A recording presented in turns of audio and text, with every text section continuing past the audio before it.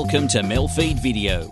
We are commencing a live web stream service via youtube.com from Echuca, Australia.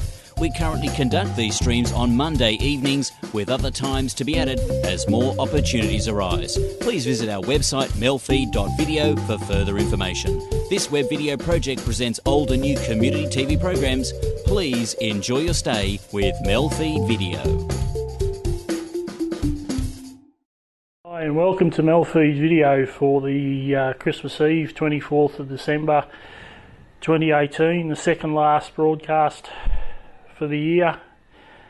As we resume, we apologise for a few mistakes last week, but unfortunately out here in our new shed we had some problems with the internet connection, which was causing it to drop out, and we only got I think 5 programs went out that night, but hopefully tonight we'll get the full broadcast out. But anyway, coming up next is NAT Chat, and then will be NAT Chat migration stories at 8:30, and then Harmony University with Norm at 9 o'clock. Red Lobster Poetry comes in at 9:30, and then 10 o'clock 15 Fabulous Minutes with Jacqueline and Steve, and then Transports of Distant Delight at 10:30, which is a repeat series, and then at 10:45 we're due to close for the night. So anyway, Merry Christmas, and I'll see you again later in the night.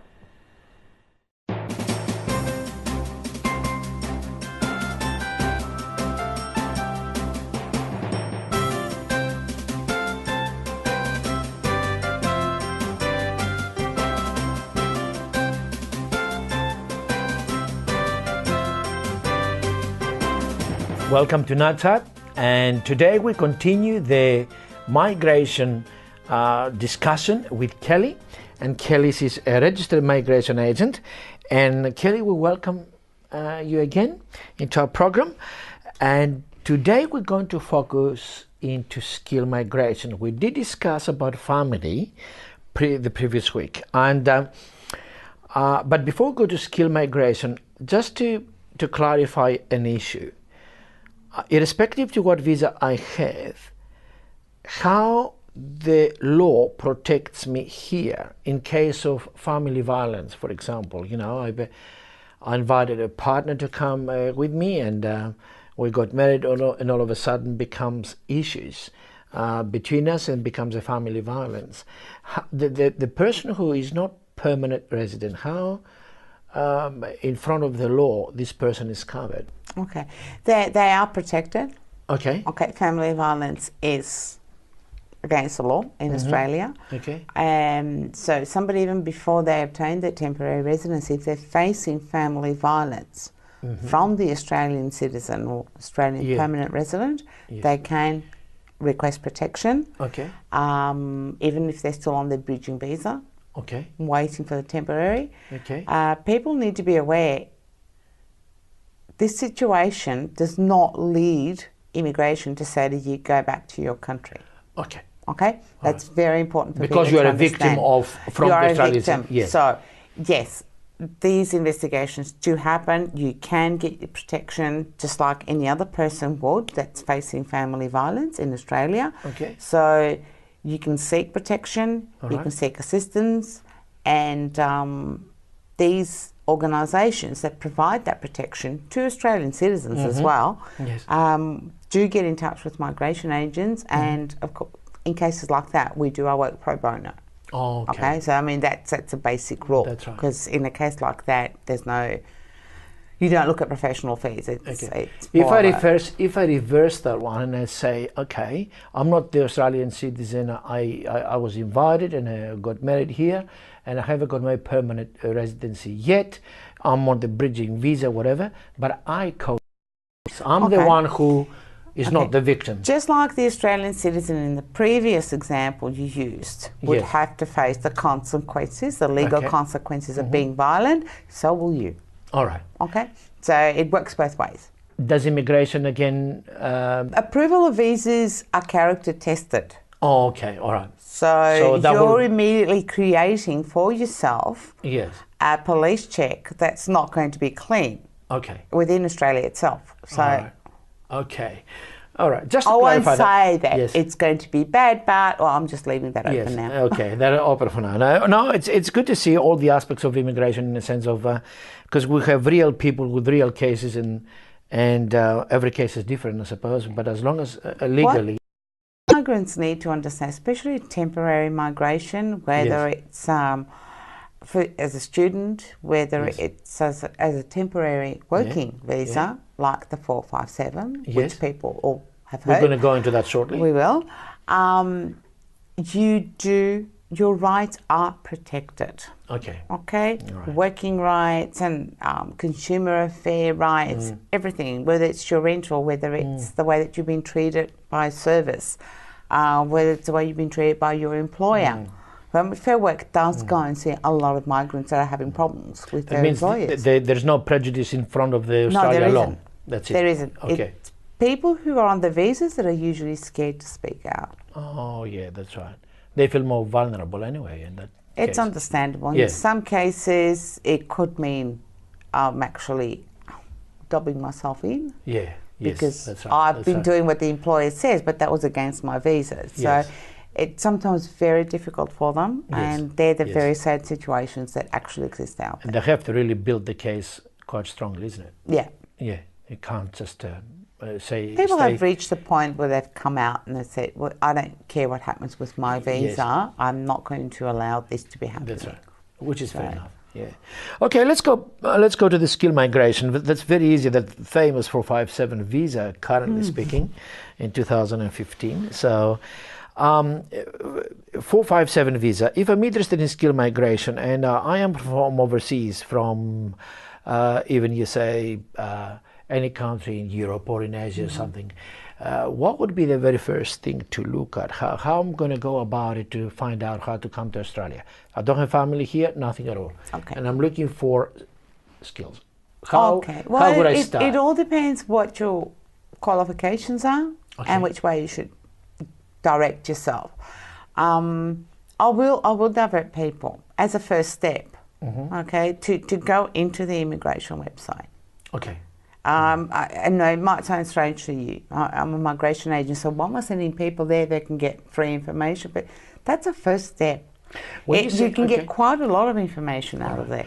When you say qualification, let's bring an aspect here, because some people, they do have qualification, but the country they come from, it's very difficult to obtain sometime the experience based on that qualification. Should experience match the qualification, or one can wipe out the other if your experience is not relevant to your qualification? In certain visas yes, it can.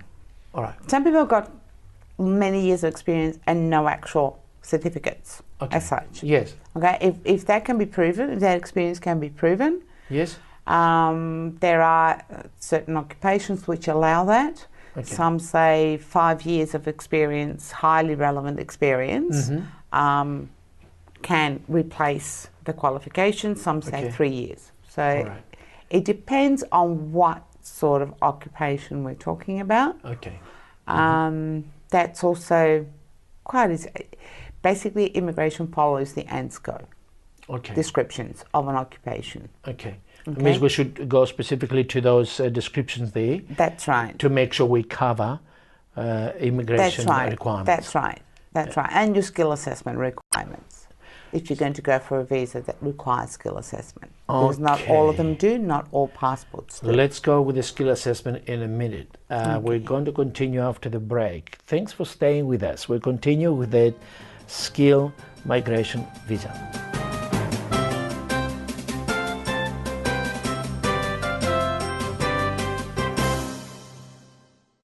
With the warmer months upon us, here are some poolside safety tips. Because not everyone can swim like Clarkie and I. S is for supervision. Always have an adult watching over the kids. A is for Oswim. Have your children taught to swim by an Oswim licensed teacher. F is for fencing. Ensure secure fencing surrounds your pool. E is for emergencies. Always be prepared. R is for rule. Ensure your family know the rules around your pool. Be safer and have fun. Behind your favourite team, there's another team. At all levels, in all codes, Sports trainers are working to make sport safer. Sports trainers learn injury prevention techniques from doctors and other health professionals so they can provide the right first aid when the going gets tough. If your team could do with a sports trainer, maybe it's time you got a little closer to the action. Find out how you can become a sports trainer.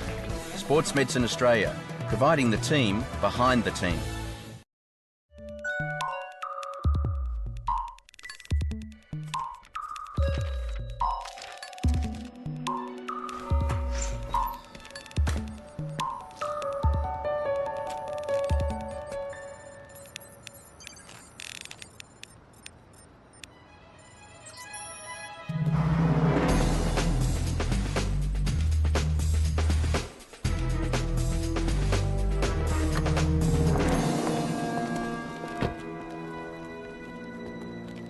So, you think you're ready for this? To take on the world? Why not?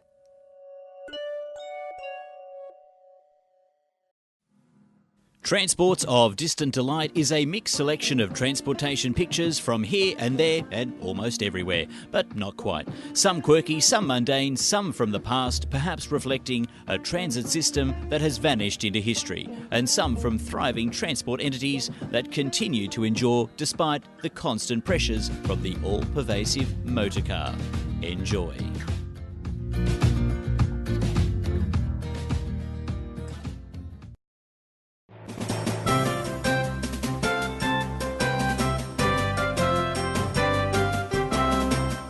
Welcome back, and we continue the conversation with Kelly, the skill migration. But we want to discuss specifically now, I'm a civil engineer. Can you travel with me the process of the assessment of my skill? How should I go about it, and how can I understand how to do the process? Okay, the important factors that you need to look at, firstly, is which direction you're going to go to for a visa. Okay. Like a civil engineer can basically go for all the working visas because they're on the SOL list, and there's also a CSOL list. Okay. The SOL is in the CSOL.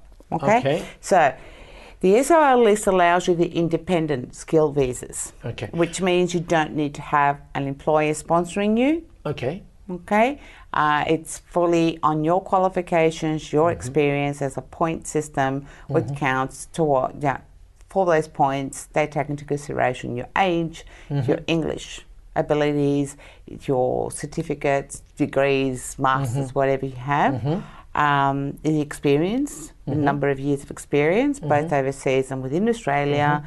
If you had done any studies in Australia, they also count towards that. So there's a build-up of points. Okay. That means now, if I fill my points, automatically they say okay. No, they don't automatically. Oh, all right. Okay. You have to collect I thought it was minimum. Than that. No, it's not. Okay. Okay. So what you need to do for that visa, as well as for a sponsored visa, which means you have an employer. There can be a permanent resident one. It can be a temporary one. All right. Okay. Okay. With the temporary ones, it's certain passport holders. So it's where your passport's from, and for certain occupations that require skill assessment. With the permanent ones, they all require skill assessment. All right. Okay. So because the permanent one is based on my skills and my build-up, my experience. Exactly. While you're the getting a one, permanent one. Temporary one means you're here for 2 years, 4 years, and then you go home. That's right. Okay. Yes. The signature. Exactly. Which is pretty much the request from the employer, isn't it? Because you're sponsored. Yes. Well, they want somebody who's coming in. Yes. That's going to be at the level or high level of local labour. They don't want local labour to lose their jobs. Yes. Okay, so there's that's why there's always those arguments. Let's take this out, put this in, and so forth. Okay. But what we have to take into consideration is you need a skill assessment if you're going to go for a permanent. Okay, you need minimum of 6 or equivalent in the Cambridge and TOEFL tests. Okay. All right. For the permanent. Okay. That's why I said the 6s were the IELTS. They're usually the numbers we talk about. All right, that's fine. With a temporary, you need 5s. Okay. Okay? And that's IELTS test and all. That's the English language test. That's right. Okay. That's right. Right. So if we're going to go for a permanent, you definitely need a skills assessment. Okay. What is a skills assessment? There are certain organisations who are listed, and people can find them in the immigration site, okay, which state the occupation, the ANSCO code, and the assessing authority. Okay. All right? So we're talking about civil engineer. Civil engineers in Australia need to be licensed and registered with Engineers Australia. All right. So the assessing authority in this case is Engineers Australia because they register you. That means I have to apply to Engineers Australia to prove my case. Yeah, people need to be careful. Okay. All right, there's skill migration assessment, and there's also the assessment that these organisations have to register you. Okay. Now, nothing is stopping. Let's say, for example, you are a civil engineer, fully qualified, you have X amount of years experience, you've got projects, because Engineers Australia really wants a big file with your projects and so forth. Yes. So you can submit all that to register with Engineers Australia. Yes. Because you have decided to also do some course in an Australian university, a postgraduate course, which is going to give you specialisation in something. So you may come over here as a starting point to do those extra specialisations. Okay. And while you're here, you would like to also be able to work as a civil engineer. So you need to get the licensing from Engineers Australia. That's right. Yes. All right? That's got nothing to do with your visa for later on. That's right. Okay. All right? Yes. Now, because obviously with civil engineers, it's a university study and so forth, you usually would go for a 573 or maybe even a 574 if it's a PhD level. Okay. And therefore your working rights and hours you can work are a lot different to the other Now, student wouldn't visas. I go then to get the civil authority, civil engineer authority to give me the registration and get some sort of visa that will treat my extra education as an Australian resident rather than as an overseas student, because that will be, it's a cost involved there, isn't it? Well, no, when you get your assessment from Engineers Australia, you don't get a visa. Okay. Okay. All right. Engineers Australia then has to do, you've got to do a migration skill assessment. All right. Okay. That goes to immigration. Okay. So there's a difference between registering and being allowed to operate in Australia than to actually obtaining your permanent residency. From immigration. Yeah. Okay. There's two different things. In case I have... Nurses face the same thing. Okay. Okay. Because immigration doesn't want to give you a visa if you can't be registered.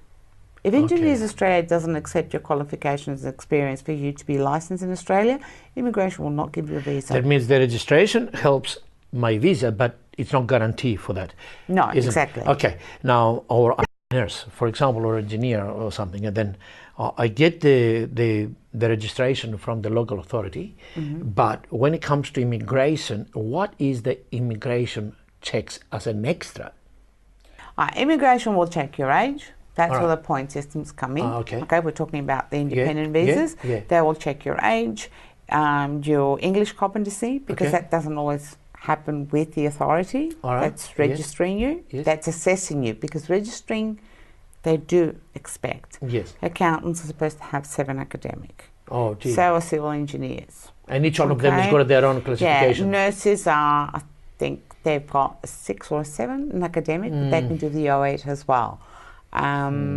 Immigration says the following. I want a minimum of 6 for a permanent visa.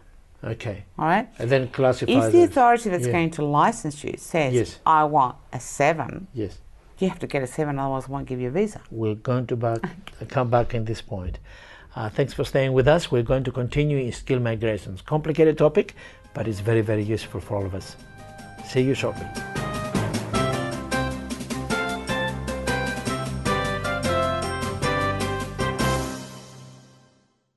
Every time we buy certified organic, we're making a choice.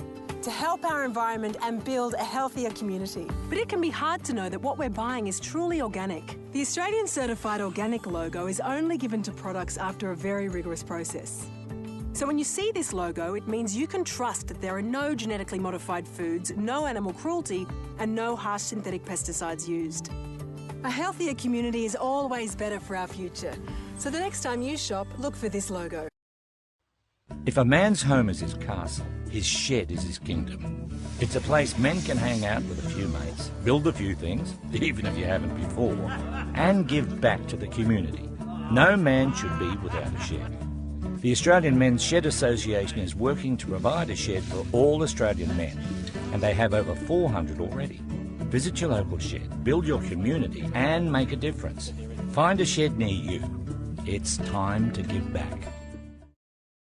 If you choose to drink then drive, you could ruin lives. Someone else's, your family's, or your own. Choose not to instead. The right choice could save someone's life. Proud supporters of safety in our community. GMC and Southern Cross Austereo. If you were living on the streets, wouldn't you want more than just your best friend to keep you safe and warm? Donate to Backpack Bed for Homeless and give warm, waterproof protection and dignity tonight. Call 1300 OzHelp.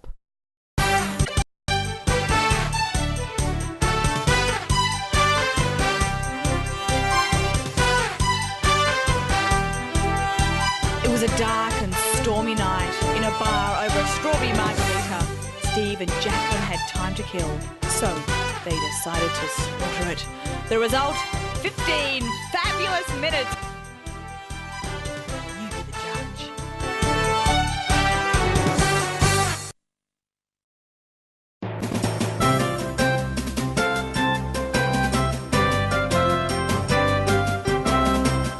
Welcome back with the discussion we have with Kelly in relation to migration issues, specifically skill migration. Now, I'm a mechanic and I want to come to Australia, or yet not necessarily high professional qualifications from overseas, but experienced mechanic, at least 5 years overseas. And how can I go about... We're talking about motor mechanic? Motor mechanic, okay. Yes. Mm-hmm. And I'm quite practical in my terms. And now, with that sort of mentality, what do you want from me to fill up the application? Okay. Well, before I fill out the application, I always ask for your CV, so I'll have a lot of information on you. Okay. So that will give me the best guideline. Okay. But motor mechanics, for example, are in the sea salt. Okay, they are also in the salt, which means you can go for different types of visas. Mm-hmm. All right, so let's go to the sponsorship visa, the temporary one, where their skill assessment is not required, as I said previously, but it is for certain passport holders and certain occupations. Okay. Motor mechanic happens to be one of them. All right. Okay. For example, you've got, if somebody's a holder of an Indian passport or a Thailand passport, and I can't remember the rest of them at this point, that are required to go through skills assessment.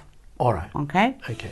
Skills assessment looks at your experience and qualifications, if there are any. Okay. Because there is an allowance under RANSCO for a motor mechanic to either have Certificate 4 as a motor mechanic, or minimum of 3 years experience, proven experience. Okay. So when you go to skill assessment though, they become a bit harsher. All right. Okay.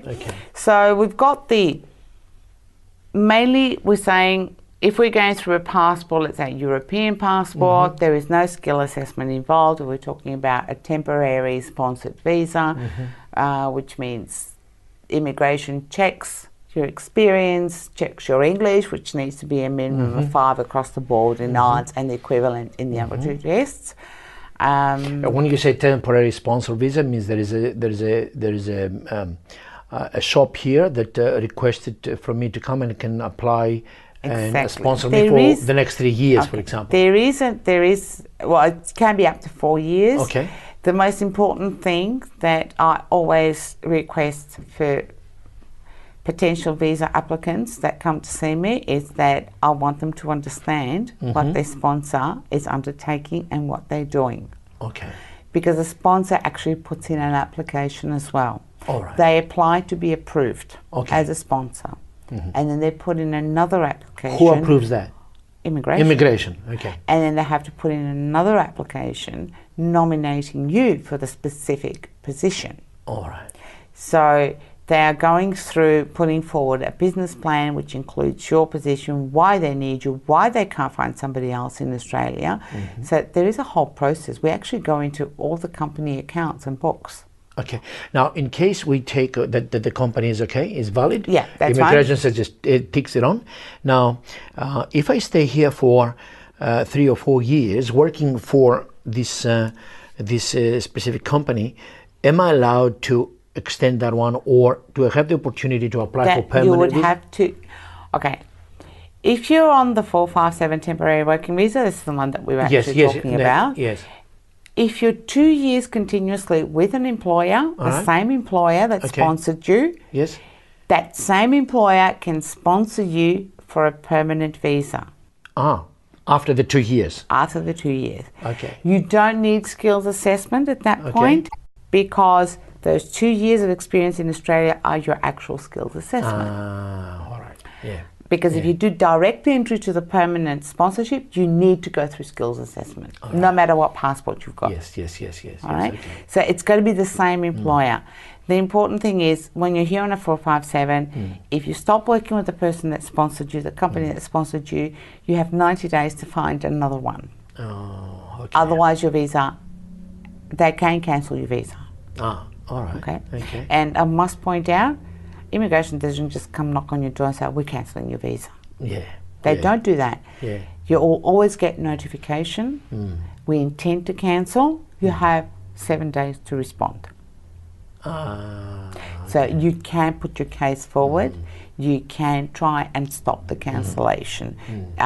There are regulations within the migration legislation that allow for compelling and compassionate circumstances. So, you know, you're not going to just suddenly find yourself with a cancelled visa. Now, we've had people who come in and say, oh, you know, we check their visa because they want to apply, and we find they don't have one. And they say, they just cancel. I said, they don't just cancel it. They send you notice. Okay. That means there is a certain sort of understanding from immigration point of view to the situation, the real situations that people face. And immigration has been known to give people time when they're seeing that there's been a bad circumstance involved. All right. So it's not everything. It's not everything black and white. They're not the boogeyman. Okay. Okay. Good. No, it's good to know, because sometimes coming from different cultural background, everything is threatening to you, or that's how it looks like. People need to understand one thing though: immigration officers will not give you advice. Oh, okay. That's a good point. Immigration officers will say, well, you just need to apply for a visa. They won't tell you what you can apply for. They're not obliged to tell you.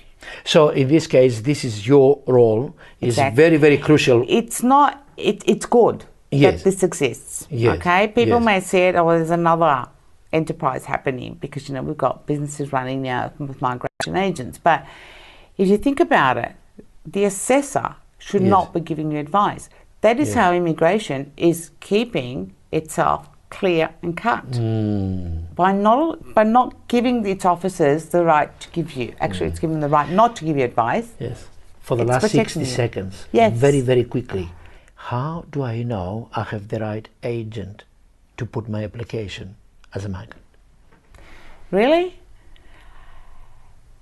When you feel good and you feel confident enough to be able to open yourself, then you found the right person to deal with. Okay.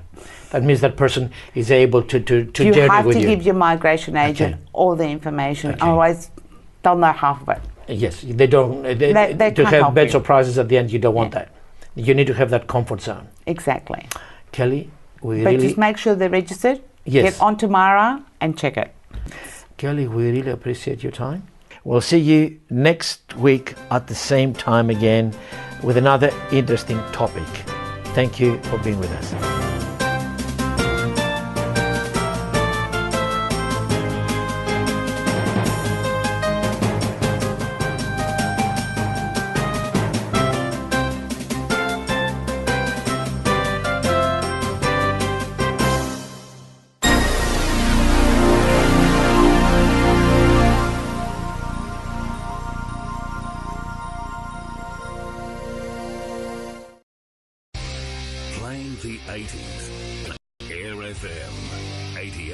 88.0.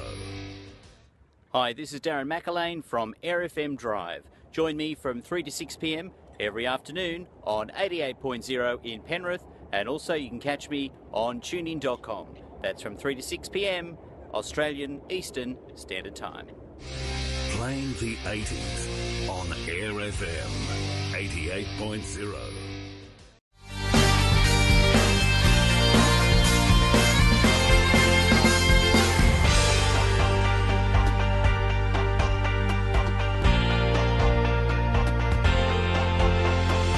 Live streamed from Echuca each week, this is MELfeed.video, a different sort of TV.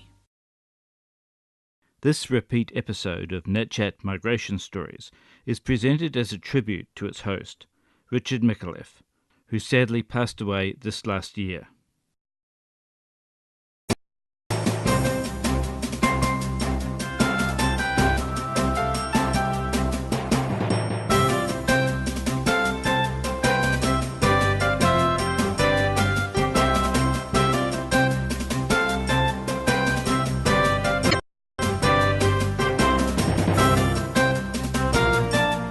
Welcome viewers to Migration Stories, which is produced by Northern Access TV for NAT Chat, our chat program at Northern Access TV. But today my guest is Kamlek Thongvilu. Thank you for coming in, Kamlek. I'm happy to be here.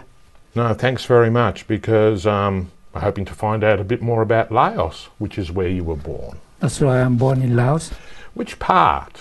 I was born in the north near the border of Thailand along the Mekong River. Ah, so is that a rural sort of farming area, or? Yes, it's a rural town. Okay. Yes. And you lived there the whole time, or? I was there when I was young, very young, primary age. Yep. And I moved to the capital when I was about maybe 8 years old. 8? Yes. So your parents, your father, mother would have moved, they would have wanted to move to the capital? That's right. We all moved to the capital. Yep. And what was that for? For work? Because my parents see it the way education is the way for the children. Yes. In remote areas such as my town, yes, education is not good. Yep. So the only way is to go to the capital. Yes. That was the best education option for That's them. right, and also easier to make a living. Okay. And how many children did your parents have? Six, yes. All right. And would that be typical for a Laotian family at that time? Yes, very typical. Wow. Yeah. Okay. And how would you describe life? Is it sort of tough making a living, or? It depends on how you look at it. You know, if you look on the surface, everything is calm, everything is slow, but life is hard. Yeah. Life is hard, yeah. Yes. Because it's mainly a rural economy? Or? No, because since the French took over Laos, yes, and then the Cold War started after that, yes, Laos is just a small country with, at that time, it's about 3.5 million people, and not much of an industry. So everything is not a fast life. Yeah. Everything is slow, you know, and then you don't have to work and you still survive easily. Yeah. But of course it's hard to get ahead for education and That's right, those yes. reasons. Yes, most of them are farmer and live of the nature. They live of nature. So you were established then in the capital city for a while, and you got your kind of secondary education there, hey? That's right.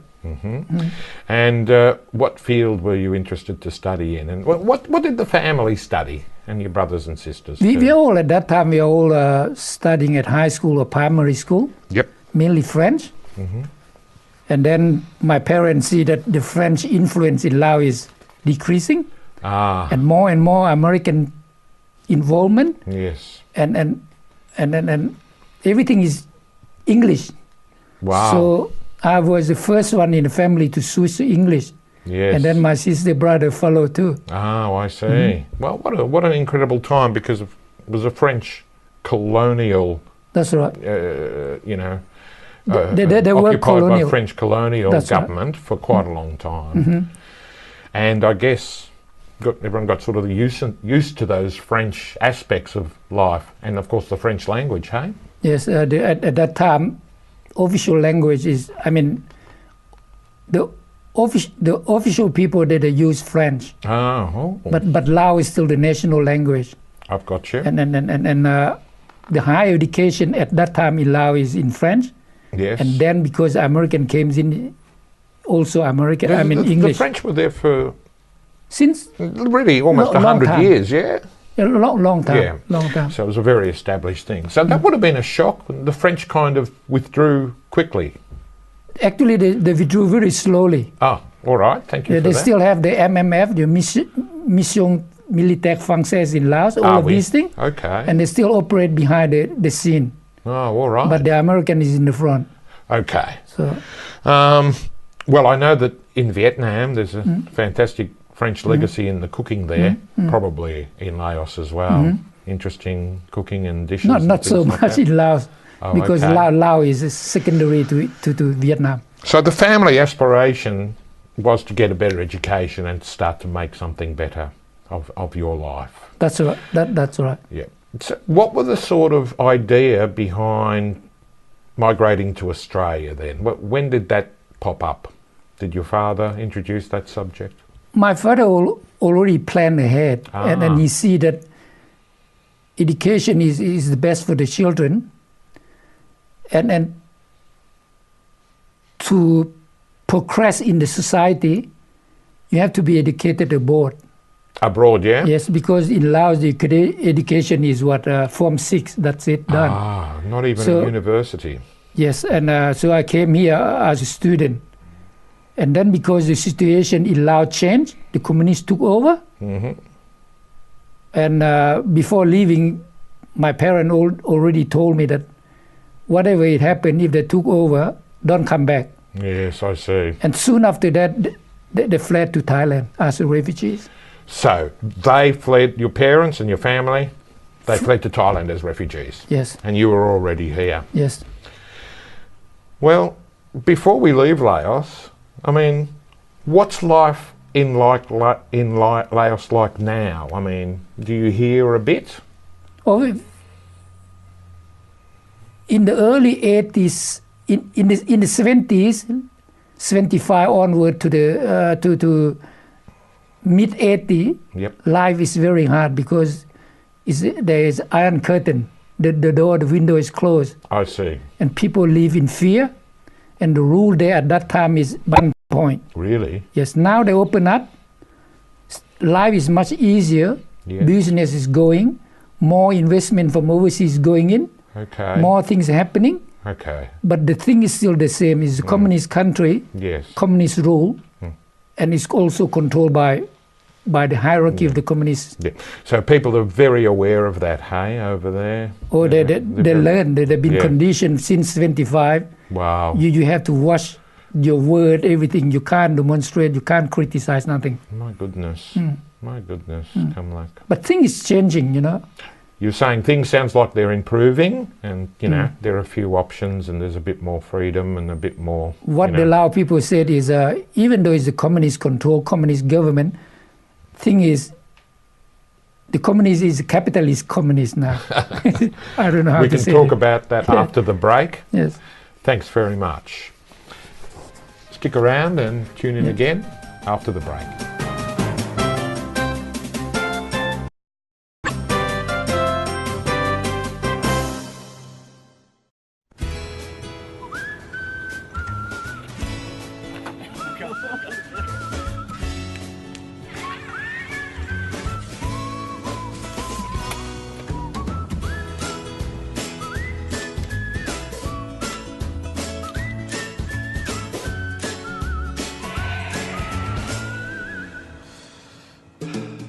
Every new line means 2 more hands. Join us, lions.org.au.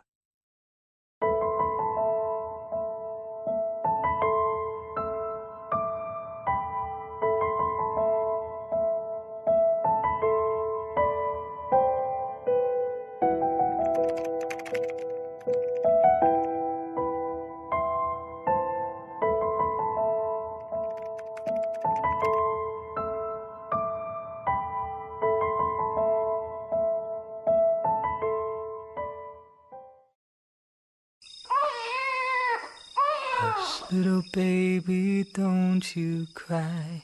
Daddy's gonna sing you a lullaby.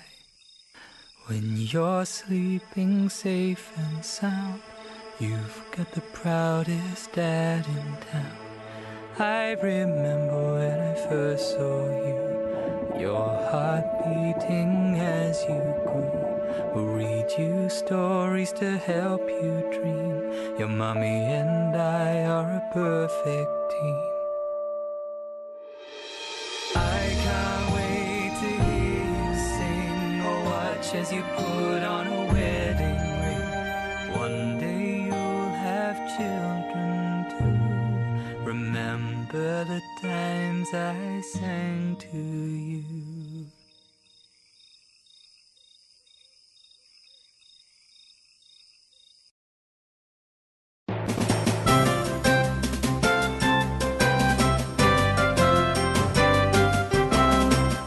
Welcome back. Kamlek, we left the story at you had migrated to Australia. And how was that? Was that on a student visa or something? No, I came as a student. Yes. And then I applied for residency PR, yes. As a refugees. In fact, I'm number 5 refugees, number 5 Lao refugees in Australia. Really? There's 4 people before me. Oh, wow. Well, while we're on that, what was the process? It was fairly, straightforward. It would have been something new at that time. At that time, God William was Prime Minister. Yes. And he says he's going to send us home. Oh. And then he was kicked out. Fraser come in. Yep. Fraser said you can stay, so I applied. Wow. And then I'm allowed to stay.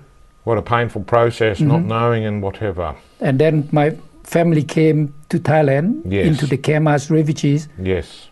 And it was very hard to sponsor it because you have to have money, all of these things. Yeah. So I just signed the form, sponsored them out, and very soon they were interviewed and they came. All right, so let's go over this. So your rest of your family crossed the border into Thailand. Yes. And they stayed there. Yes. And then when you were here, you applied for them to come over. That's right. They came across the river. Yes. And then the river from Laos to Thailand. Cross the river from Laos to Thailand. Yep. And then they went into refugee camp. Yes. UNHCR. So in a way, were they escaping Laos, or was it sort of the quiet of night? You have to escape because if you are found escaping, you will be shot dead. Oh my Guaranteed God. you that. Really? Yes. There's no talk. Because of course they want the people to stay in the country and build the nation, as it were. I don't know why, but anyone who escaped will be shot dead. Obviously, Mum and Dad knew that, and perhaps some of the older... And they all fled safely into refugee camp, and I sponsored them, and they came. What a relief that would have been. As the first group of refugees. Yes. Well, congratulations. So, with your parents coming over, apart from the visas, when they came over, how long had you been in Melbourne? You mean how many years before your family joined you in Australia? I think for 4 years. 4 years. Yes. So you knew a bit about it then? Yes. Must have been a joyful moment and quite a joyful time to be reunited. It's not really a joyful. You feel safe. You feel safe, and they feel safe. Safety. Also, was there also some sadness of things being left behind? That's part of it, a chunk of it, because my family have to leave everything. Yes. You name it. Yes. Chicken, dog, bicycle, car, houses. Everything that was built, all the little things. Yes, everything gone. That is an element in so many migration stories, isn't it? But it's tough to do it that way. That's right. And so even though, life was sort of casual, easy, but it was psychologically and economically very hard. Psychologically is too hard. Too hard. Yes. Too hard to live. Yes, because you can't sleep at night. Oh my goodness. Any dog that bark in the street, you ask your question, are they coming for you? Yes. And children are not safe either, because the government always take them out maybe at night time until 10, 12 o'clock before they return the children home. Oh. And most parents worried about their daughter. Well, is that for an education or for some re-education? For some reason, they take you out for something. Really? You know, all sort of things. Oh my goodness. It's just astonishing the things you learn about how things were in other countries. But when your family came here, there was joy perhaps at being here, a bit relief, but you know, not so much sadness for leaving Laos, but perhaps did you feel that you were leaving part of your Laotian culture behind for good? It's all finished now behind you. Even though I've been here for a long time, I still feel connected to the country. Of course. And in my life, Lao part of it is missing. Yes. And the also Australian part. Yes. And the two is just, there's a frontier there. Of course, yeah. It's not the finished story. That's right. Perhaps we'll talk a little bit later about your children and how that might be the finished story. But, you know, I was thinking, with life in Australia, with your whole family, did you find work easily, quickly, you know, when they first came? Was there, you know, work at General Motors or something quick to get into? My parents came out at old age, but the children went to school. Ah, of course. And when they finish school, they all get a job. Well, was there no one in that middle age there? Like your parents were too old to work, and your brothers and sisters were young at school. Wasn't there anyone around that? No. Ah, okay. No, and I'm the only two brothers. We all work. Me and another brother work. Fair enough. Yeah, all the rest is still at high school. Yep. And they all finished their school and they're all working. Fair enough. Now, Kamlak, is there an area of Melbourne where the Laotian community have settled a bit? No, not Just not like in Sydney. You know, where they settle about Fairfield, Parramatta, Karamata, Liverpool. In Melbourne, they all scattered everywhere. Ah. And well, our number in Melbourne is less than 2,000, I would say. I see. Well, that's a bit of a pity, but we'll find out how, you know, people can stick together. But you work at SBS Radio, yes? Yes, I'm working at SBS Radio. Doing the Laotian radio show. That's right. That must be such a fantastic thing for the it's community. It's a challenging job. Challenging job, yes, always. Balancing everything, but, you know, they tune in for information in their own language and such like. The Lao program, we have quite a high rating. Oh, really? Yes. So the Laotian language is understood by many people other than Laotian people? Or? They are understood by some Hmong, the elderly Hmong. Yes. And also the Thai, Lao, but right, from the east of Thailand as well. That's right, Isan they call it. And they understand that language. Yes. Of course, you know. Many languages we must understand in, yes. You know.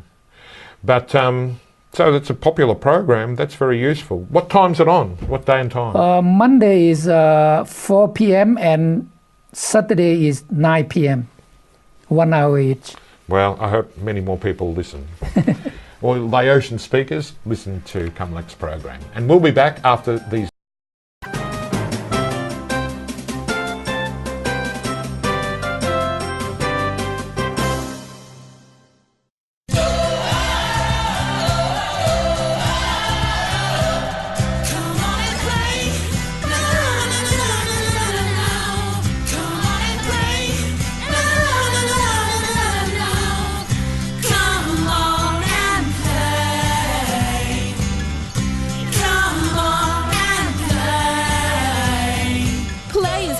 To every child's development, an important message from the Australian Toy Association.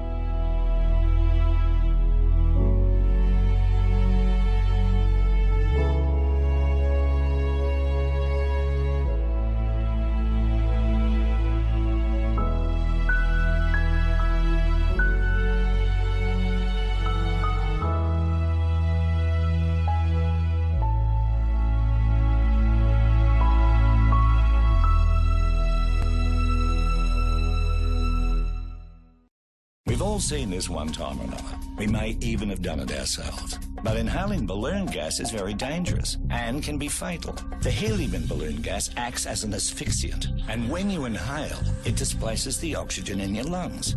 Balloon gas is safe in balloons and when you release it in a well-ventilated area and in a safe manner. So the next time you see some sucker about to inhale balloon gas, or you think it's going to be a laugh, stop and be gas-wise.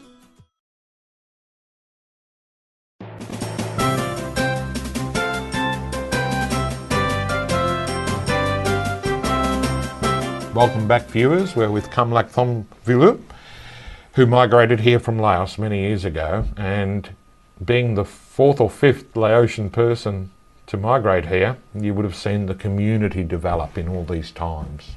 Yes, at that time, we were here as students, about 30 of them. Yes. And I'm number 5 refugees. So we know that the Laotian community is about 2,000 strong and spread around, but there's no. many more Laotian speakers. No, not 2,000. All over the country, at the moment, roughly is about 10,000 people. But in Melbourne it's 2,000? 2,000. Oh. And about 5,000 in Sydney and the rest in other states. It sounds like you're pretty connected with the nationwide community. Are you? I used to be very close to them, but I know the society well, I think. Which society is that, Kamlek? What's the name of your Laotian Before society? there's the first association in Victoria is called Lao Patin Association, and now it changed, and few has been born. And Sydney, there are many organizations too now. Many, okay. Well, that's great. And so, you know, what are the sort of community activities that bring Laotian people together? Or is that not what a priority is? Is it more about getting out? What's the activities? The Lao society all over Australia is very close, tight. Okay. But there's not much activities except maybe the International New Year and our New Year. Yes. Some Buddhist ceremony, all of this, where people get together. Yes. Apart from that, there's not much. Fair enough. And, you know, any Laotian festival? I suppose not, because it's a pretty small group. Yes, not much, but they organize something like, you know, the Lao New Year. Yes. And there's some festivity. Yeah. And is there a culture of, you know, Laotian style of music, film, theatre, dance? Tell us a little bit about that. Yes, Lao is very rich in culture, like music. We have our own dance. Compared to the Vietnamese, they have no dance. Oh, I see. Like, you know, the one they're dancing now, rock and roll, and all of these, they learn from the French. Yes. But our people have a typical Lao dance. Have many style, and our song is unique too. Okay. You know, it's different totally from Western society or Vietnamese or Chinese. Wow. And quite rich, you know, in terms of culture. And is there some performing artists with a name that maybe our viewers could Google, or is there something? Yes, like Lam Vong. Lam Vong. Yes, and he, she is a singer or dancer. Both. Oh wow! And our music is like Khap Thung Luang Pabang, and also Lam Salavan, Lam Kon, and many Lam. You've sparked my interest. I'll certainly be looking into it. Kamlek, what's it like raising your children in Australia? How much do they ask about your background, and, you know, what about the stresses of life in 4 million people in Melbourne? I think I'm lucky in a way that I don't feel any stress, and I'm happy to have my children. Yes. And they are well educated, and then they are good people. Good. Easy to control, even now, even they are adult, and they don't have any problem. Drugs, nothing. Okay. So I think they're they good pay children. attention to their parents, and they're. I think they obey. Yeah. They obey. And you know, so your children, how old are they roughly now? Oh, they're in the 20s, maybe 25, 20 something. Just the world is their oyster. Have they talked about going back to explore Laos or anything like that? No, I never heard of it. Never heard that. But I'm sure they want to explore Australia. Maybe because they're on the internet. I don't know what they're doing with their computer. Okay. They probably. So what's your sort of a typical family day? Like, some people have it on a Sunday or a day off when you all get together. What happens in your family? Do you We all all go the to time beach together. We all the time together, mainly in the house. All right. But we don't go to the beach together. We have our own activity. Like my son might be doing something, his brother might be doing something, and I'm doing something. We are not doing something together. And I guess here we are, Melbourne, but you know about Australia. Isn't it a wonderful thing that we have so many communities from so many different countries in, Melbourne? What do you think the future holds for Melbourne, Australia, with so many migrant communities coming here and adding to Australia here? During my early time in the 70s and also in the 80s, the society here is not as rich as now. But now you have Indian, all sort of people more, and you can see them in the street and so on and so forth. And before, to get sticky rice, I have to from Footscray to Lilleberg to get one. That's tough. But now you can find it in 7-Eleven everywhere. So thing had changed, and the society is more richer in terms of a culture, multicultural. Yes, which makes everybody's life better, I think. In a way, it's good this way, but some people might see not that way. Some people might not, but eventually, because, people have more choices, more things to discover, and I'm sure that every people has something to contribute. Recently, it was talked about how people must have Australian values, but I'm wondering, why must we have Australian values? Why can't we have values that we're developing together? In fact, most of people in Australia do not know what is the value, Australian value. What is our Australian values? Is it beer, or is it cricket, or football? No one knows. Well, I think they're in there. But we're all discovering, don't you think? Yes, we are learning and discovering all the time. And you've added to that for us all. So thank you very much for coming to Australia with your family and for coming here today. You're welcome. Thank you. Thanks very much, viewers. My name's Richard Mikulev. Thanks very much to Northern Access TV for producing NAT Chat and this series, Migration Stories. Tune in again at the same time next week.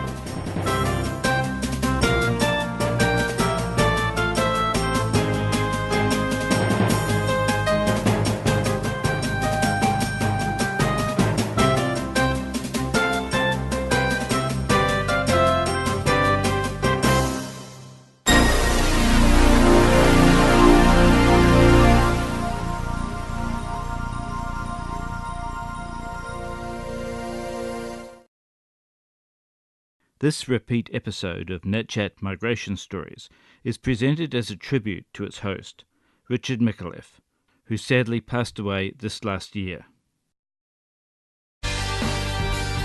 Coming up tonight, 9 o'clock, Harmony University with Norm, then Red Lobster Poetry.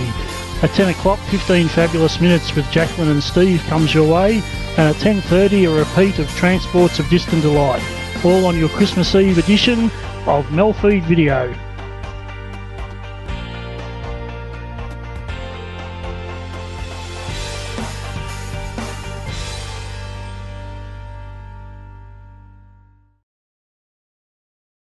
Alleluia.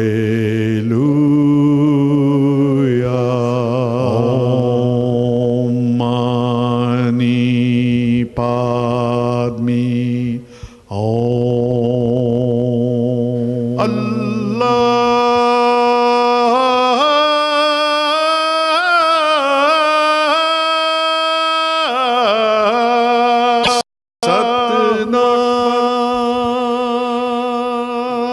Welcome. You're watching Harmony and Diversity. Norm Curry's my name, and for this program we're speaking again to Lindsay McKenzie, who is the co-founder of Betel Australia. Up to this point we've discussed Betel in its application in Spain. What we'd like to cover in this program is the spiritual essence of what's been happening in this story of rehabilitation of heroin addicts. Lindsay, it seems that the dynamics within what we've been talking about with Madrid and Raul and Barcelona, etc., and Paco or whatever, there's another force happening there. Sure. You had revelations, and these guys seem to be driven by something which is more than their own will. Absolutely. Yes. Well, it probably emanates also from the name. Why do we call ourselves? The word actually is Betel, and it's a Spanish word. It's in English we transliterate it from the Hebrew as Bethel. Oh, okay. So the Spaniards say Betel, which is we were wondering. After a while, we had to sort of put some kind of structure and legality, legal structure to what we were doing as well, and we decided we had to decide on a name. And we thought, well, what's the name that describes what we do? And it was Elliot actually. He was just we were sitting around talking. He was just flicking through. He had his Bible open in front of him, and he came. He said, "You guys, I think I know what it is. I think we know I think I know what the name is." And we were all speaking in Spanish at the time, and he explained Betel. He said it's when Jacob had this encounter with God that just changed his life in the Old Testament. Jacob, the patriarch, and he was. That particular night, he had this dream of a ladder going to heaven, and he woke up and he said, "This is none other than the house of God." He was actually sleeping in the wilderness, and gateway to heaven. And at those times, you have to understand, we didn't have nice houses. We often squatted in the houses that the owner let us do so without any rent because we did them up. But I remember one house, there was no windows, no doors. The guys thought it was just great because there was this, it was theirs, and there was this family atmosphere, albeit with issues, personality issues and that. But they were discovering who God was in the context of living together and having to deal with each other and each other's differences, and of course addictions underlying that. And they said, it doesn't matter, we haven't got any doors or windows, but this is the house of God. And it is literally a gateway to heaven, showing us that heaven is real and we can see it and live it here on earth, in a sense. So there is that. Yes, the Bible became. These aliens didn't have any theological training per se, but they understood that God could speak to the most simple person through His Word. And so we said, okay, God could speak to you through that. They said, I don't understand Genesis. I said, it doesn't matter. You'll read something, God will put His light on it. It'll mean something personally to you. That's what you have to share with the next guy. Yeah. And so they would take the Bible and realize that you didn't have to be a theologian to understand that God could put, or He could anoint, if you like, for want of a better word, or illuminate a passage, but make it very personal for you, for the reader in that moment. And that became a principle that he could, or the leader could share with the others. So it was risky. They might get it wrong. They might interpret it wrong. It might be heresy going around. But I don't think there was a lot of heresy going on. Well, heresy or not, the outcome was good. So, well, exactly. So that's it. That's quite groundbreaking.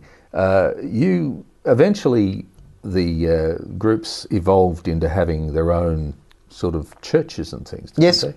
Well, because out of these communities, we found family members would say, "Wow, what's going on with my son? Is there nothing for me in all this, or is it just those exclusively for those who are living in community?" So we said, "Well, okay, we'll have a meeting once a week. You come to that," and that became a church.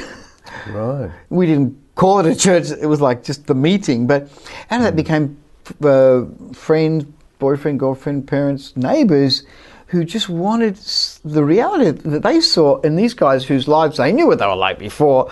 I said, something has changed, and whatever it is, I want it. Yes. And they would come along to these meetings where these guys would get up and just share from their heart. It wasn't sort of nice, nicely organised. It was messy church at its best, but it was real, and that was the difference. It was real, and it was lived, and it was for ordinary, simple people. Yes. And did you see that feeding the family in the sense that some of the distortions which had existed in the past and which may in fact have led to the addiction in a roundabout way? Yes. That had changed, it was improved by this? Absolutely. Yes. We saw whole families change. Mum and Dad will come along. And Mum, for particular mums, we found that mums would, go into bat with their sons particularly and leave Dad out in the cold because he'd years ago closed the door on a relationship with his son. Mum would sort of secretly, behind the scenes, connive to get... and in fact, she was enabling his problem. Yes. And they realised that was affecting their marriage because Dad knew that Mum was keeping stuff from him, that his wife was keeping stuff from him. So all that it didn't all come out at once, but gradually, as things as they matured and received light themselves, they began to see how family relationships could be different and ought to be different. And so this whole enabling the problem, and sometimes we had, often, well, I wouldn't say sometimes, it was often we had alcoholic fathers with drug addict sons. Right. So the son would get completely transformed. Dad would find himself, all of a sudden, the focus of the family was on his drinking problem and not on the son's drug problem. And he didn't like that. And there was, unfortunately, cases of, Dad sabotaging the rehab or trying to because he wanted to feel better about himself. It was more of a selfish thing. But even those things were dealt with just loving, this unconditional love that came through that, Dad, we love you, and Dad, I know you've got a drinking problem, but I love you anyway. And the reconciliation that will come between father and son. Love and reconciliation, they're absolute key issues, and time closes in on us. We'll go to a break. We'll see you in a moment.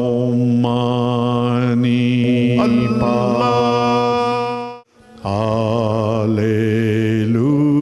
Juggling work and caring for Mum can be overwhelming.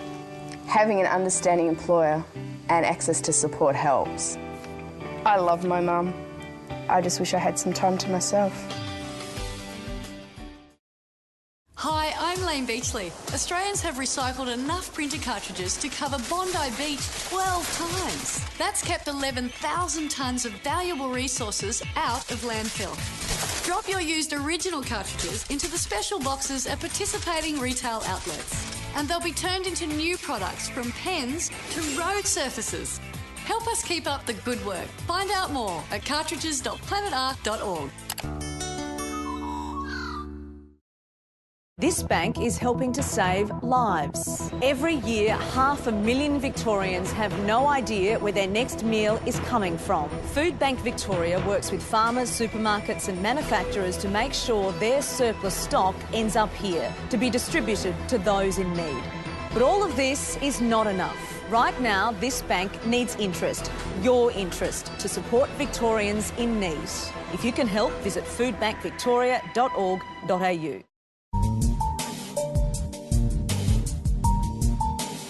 Do you currently have a community service announcement on free-to-air television? If you do, you can now submit it to us as well via our website at MELfeed.video.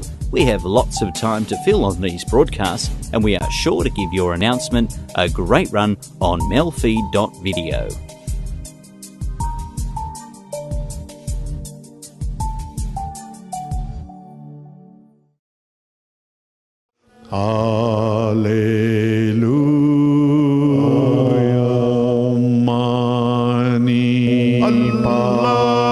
Welcome back. You're watching Harmony and Diversity. We're speaking with Lindsay McKenzie, who's the co-founder of Bethel Australia. Lindsay, we've gone through the overseas operations, which are pretty impressive and lots of lessons learnt there. You translated that into the Australian context. Can you take us through that? Sure. We, as I said, we expanded within Spain, and then these guys were on a roll. They were saying, look, gee, is there not another city for me? You know, and I guess because of our backgrounds, the world was very much in our face as well. And I can remember them looking at maps and say, well, gee, you know, I wonder what's happening in Italy and France, you know, neighbouring countries. And particularly, I have to say this because it was such a key factor in the opening up beyond Spain, was a guy called Miguel. Now he was one of the earliest leaders. He opened up one of I think the second or third house, but got married to one of the women. And since that, he really wanted to do something, because he was in final stages, and I say he was in the last stages of AIDS. Oh, right. He was not a well man, but he had such an internal fortitude. He said, before I die, I know I'm going to die because all the others have. He said, but that's okay. But before I die, I want to open up not just a city, a country. I want to go to Italy. And we said, no, this is not a good idea. You know, we felt responsible too. But he was so insistent. He took a team of guys and he opened up a Battelle work in Naples, which is in Italy. It's like the big black bad city of Italy. And so that began a kind of a missions outlook, doing the same thing with other addicts, but in another culture, another language group. And from there we expanded to the UK, etc.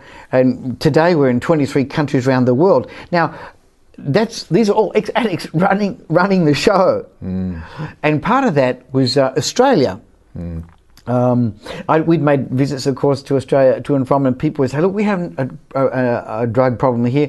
When is Australia going to be on the radar? And we looked at it and we thought, you know, is there anybody really willing? Because we didn't feel we could do that just yet, because we'd in our position we were still overseeing a lot of works that are opening up fast, and that we needed to be there, or at least nearby. So we sent a team to Australia back in 2005 it was, and it went okay. It was in Sydney. It didn't really get traction. And then after a while, I think it was wrong leadership, perhaps, because sometimes people are not number one leaders, and you try them in that place, but they're actually better as number two, and you discover that. But anyway, so the leaders, we changed leadership, and we moved from Sydney down to Victoria, where I've got a lot of contacts myself. I thought that would be a much better deal for the work. And at that stage, we got hold. My brother found a guest house that was been run down, but it was in the town of Marysville. Oh, okay. Yep. And that was in February of 2008. And the work began there. We were teaching these guys to actually run this guest house, and at the same time we had a gardening business going on simultaneously. But we were behind the scenes, if you like, watching them do it, watching them make mistakes too, and correcting those mistakes, and being there with them. And of course, as you know, in February 2009, the Black Saturday fires came by, and that guest house was one of the first buildings to go in Marysville. And sadder than losing a building was losing a long tenure worker, who, Bian, her name was. She was there. She'd been with us for 12 years in Spain, and I think the hardest thing for us about the Black Saturday fires was not losing the building, it was losing Bian. Oh yes, of course. And out of that we had, there was insurance payouts and all that, but the team was just traumatised. Yes, and we had to rebuild the team. And at that stage, we felt it was time for my wife and I. Our children had grown up and were pursuing their different career paths.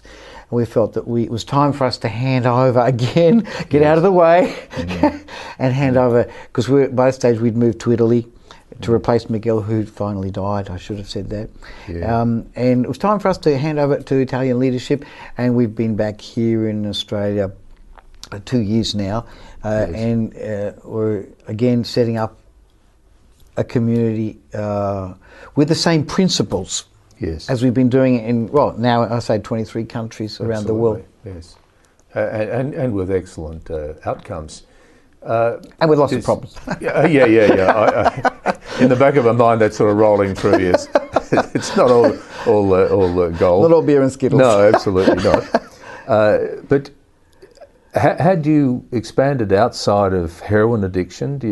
If you've been dealing with it started off, of course, that was the big issue. But for example, in Mongolia, it's just alcohol. There are no drugs there. It's so it's just pure alcohol. And other areas, in India, it's more heroin. It's a mixture. But of course, even in Spain, we were dealing with people with gambling addictions. It wasn't just the heroin. It expanded to other areas of life-controlling problems. Yes. And we found in the context of a community where the spiritual element was essential and part of a basic part of what we did, that other addictions could be helped too.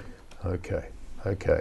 That's even more interesting, because the whole issue of addiction, as you'd be aware, there's a suspicion that the need for addiction, the center of addiction, comes from the same place in the psyche and in the emotional needs. So it's just how it manifests itself. So you're now in Australia, and do you intend to pursue that for any period of time? You've got a time limit on your Australian experience? No. I think we see this as, wherever we've gone, we've seen it as a long-term project, not just. And I think Australia is certainly it's a challenge to us. It really is, because we're talking about self-financed communities who are peer driven and peer led. Well, we're talking about time, and we've run out of it again. We'll go to a break. We'll be back in a moment.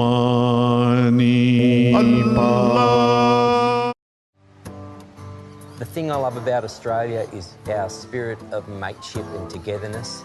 And whether it's a drought, a flood or a bushfire, when times are tough, Australians stick together. Well, I'll be spending Australia Day at Tamworth with 40,000 country music mates. It brings people together to celebrate our music and our great country. Get together on Australia Day. Go to australiaday.org.au to find out how. No one knows what to say. I try and treat him the same as I always have. He didn't want to give up. He just couldn't. Caring for Catherine was tough, but when I look back, it was the best thing we ever did together. It's hard to know how to talk about dying. These people know. If you need to know how, visit lifeanddeath.org.au and join the conversation. Man to man, it's time to stop. Stop the tragic waste of life and the destruction of families, including your own. Stop blaming drugs and alcohol and believing that walking away makes you weak. Stop thinking you're a hero and wasting your life behind bars, wishing you could take that one moment back. Stop the coward's punch. We reckon one of the most powerful things in the world is this sausage. Because a sausage can do just about anything. It helps people to walk, see and hear, supports families after fire, drought and flood, and even helps plant trees in our community. Our sausages are working to cure cancer, helping farmers in tough times, and connecting people who are new to a community. And at the same time that they're doing all that, they're nurturing the leaders of tomorrow while building friendships that last a lifetime. Yep. These humble sausages are more powerful than you can believe. They're working wonders in our community. And at Lions, so can you. Lions Australia, we serve more than sausages.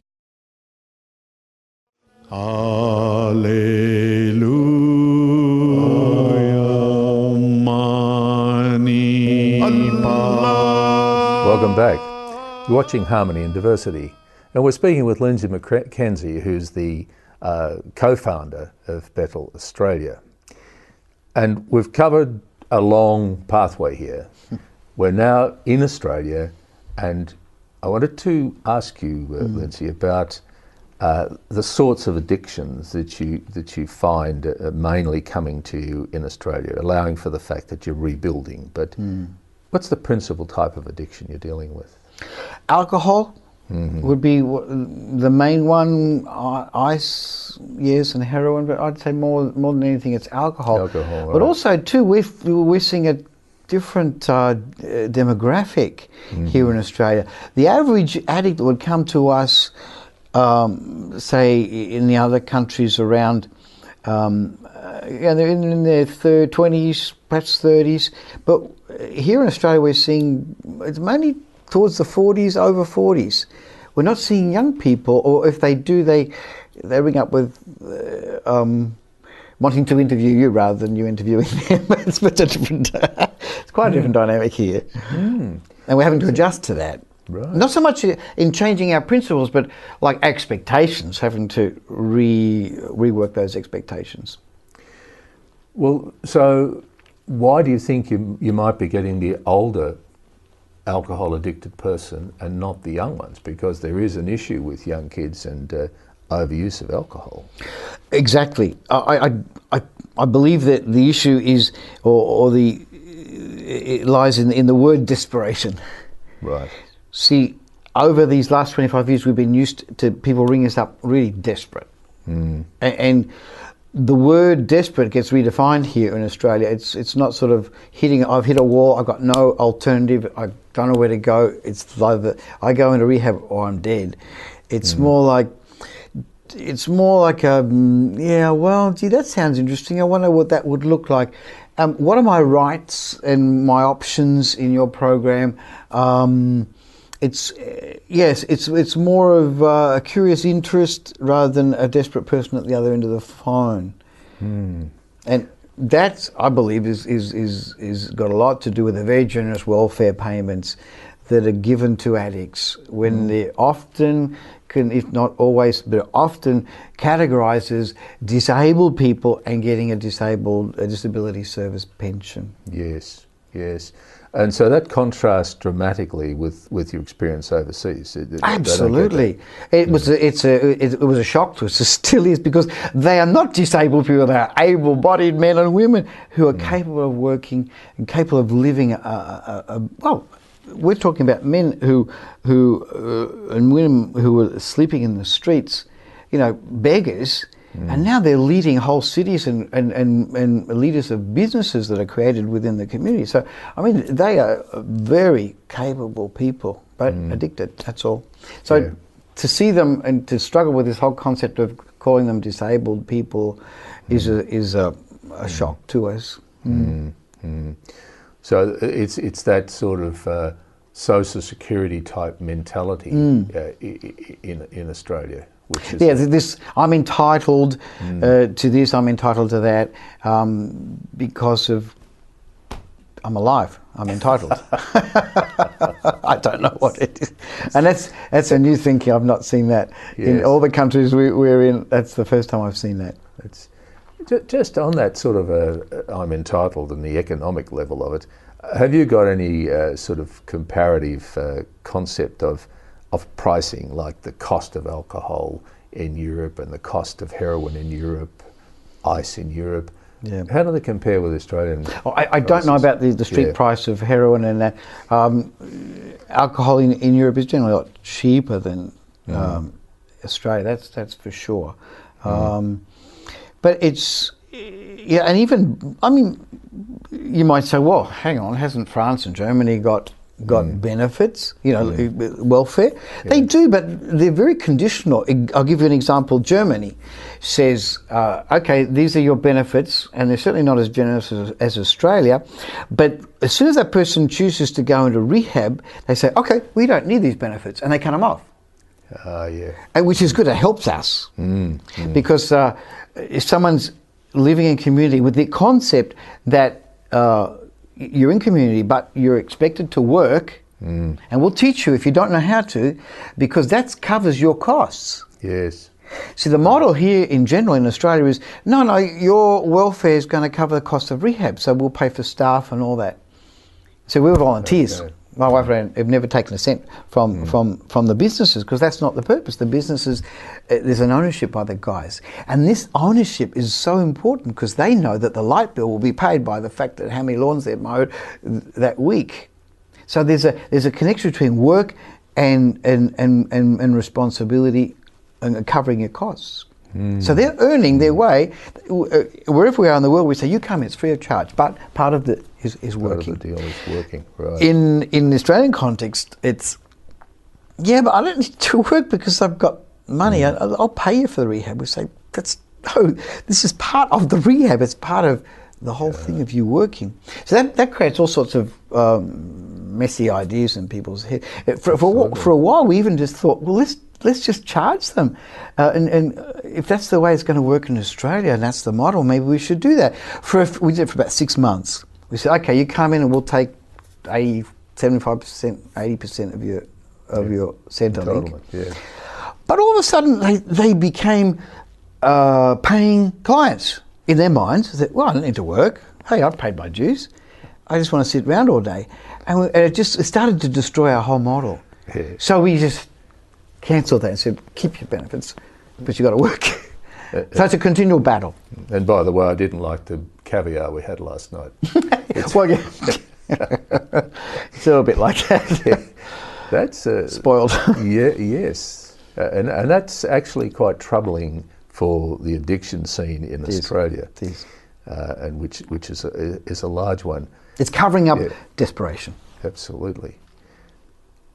Yeah, Lindsay, I think we've actually, and thank you so much, because we've actually covered some really, really core issues, albeit much of it in Spain, but totally relevant to here. Mm-hmm. And then you reveal at the end that Australia has actually put a stone in its own shoe and has got the potential to limp badly in the management of addiction. Very much. All right. Yep. Well, thank you once again. You're welcome. You've been watching Harmony and Diversity, and we'll be back next week. Baha'u'llah,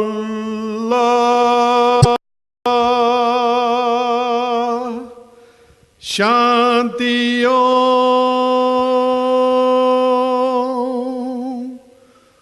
Allahu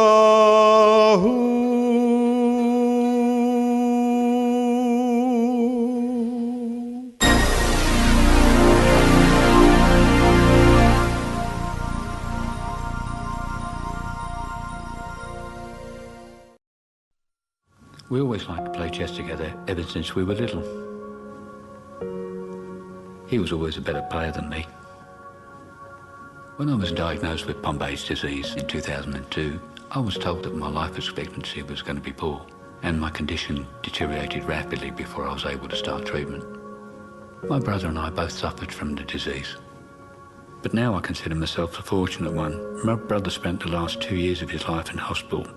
He didn't have access to this wonderful treatment that should be available to everybody.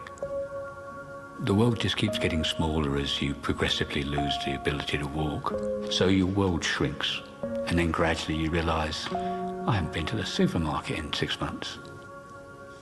I'm 59 now, and every year I can see my daughter grow up is a blessing. I believe my treatment's made this possible. To learn more and help those living with Pompei's disease, register at AustralianPompeii.com. If you choose to drive when overtired, You could ruin lives. someone else's, your family's, or your own, Choose a power nap instead. the right choice could save someone's life. Proud supporters of safety in our community. GMCU and Southern Cross Austereo.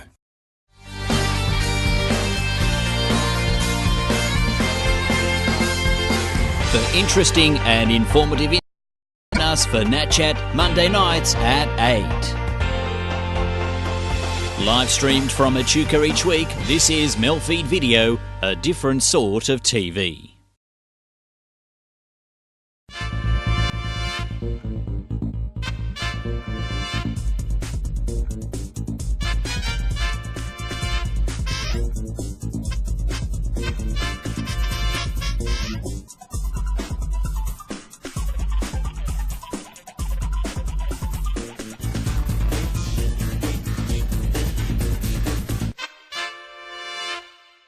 I'm going to read a poem which was published in the latest issue of Blue Dog, which is, comes out of the Australian Poetry Centre.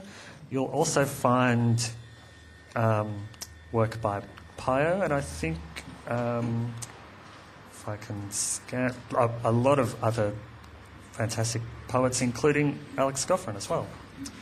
So this one of mine is called Severance. And it's dedicated to a friend of mine.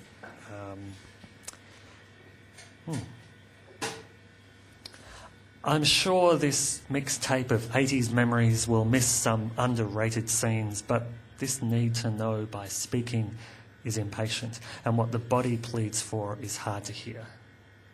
You and I were the first in our group to buy porn. Though it took us 2 attempts, we'd assumed Playboy couldn't cost much more than TV Week. Honestly, it was the soft light, palming pale curves that drew us, not the shock of shallow gynecology, though what of the body can survive such severance? One weekend, we took turns to streak, fig-leafed in jocks, from the school's art room balcony to the fence and back. I think we called it a dare, and never since felt the need to repeat or deconstruct it. Each body trembles in its isolation. Years before, our legs patterned with gum tree shadows, we sat on either end of a bench, waiting for your mum to come again to comfort you in your homesickness. I was quiet and watched a vacant swing sway. Brave, cold, or merely ill-equipped to say or do what you might have needed from a friend. What's changed?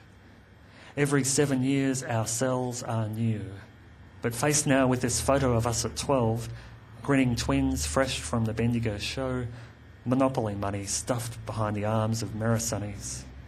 I see the allure of the games we learnt to play. I see the empty field. Only the grass beneath our feet is dead. All the impossible things we regret. And this is called Who Let the Dogs Out? November 19, 2004. Drunk and happy, Cameron Mulrunji Dumaji. Hoo, hoo, hoo, hoo. Swinging down that Palm Island road, barking out that jump-up song. Who let the dogs out? Hoo, hoo, hoo, hoo. Yapping out that happy tune.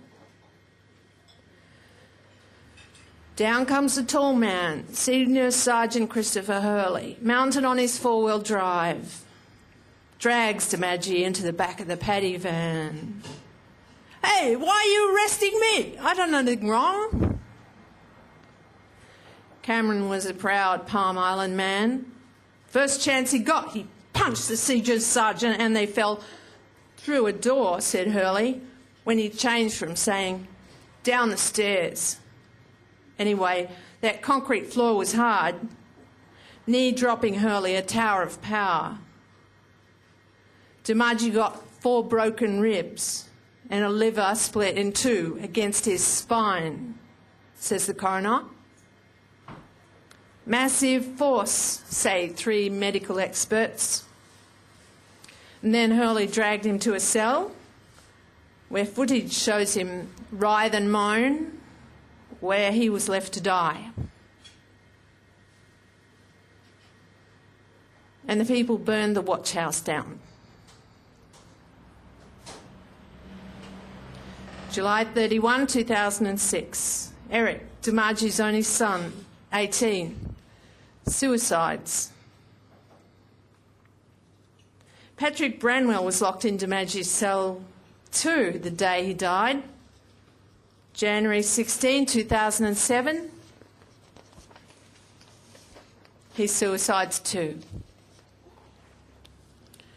February 5, 2007.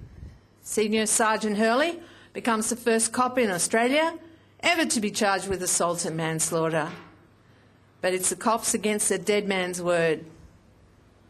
Nobby Clay saw Dumaji taken, heard him being slammed around. But who can say if they aren't called? It's a dead man's against a cop's word. Just another Black Death in custody. Sure enough, the charges will not stick. So, who let the dogs out? Next time you sing a drunk and happy song, remember Cameron Mulrunji Dumaji swinging down that Palm Island road, yapping out that happy tune. Who let the dogs out? Who?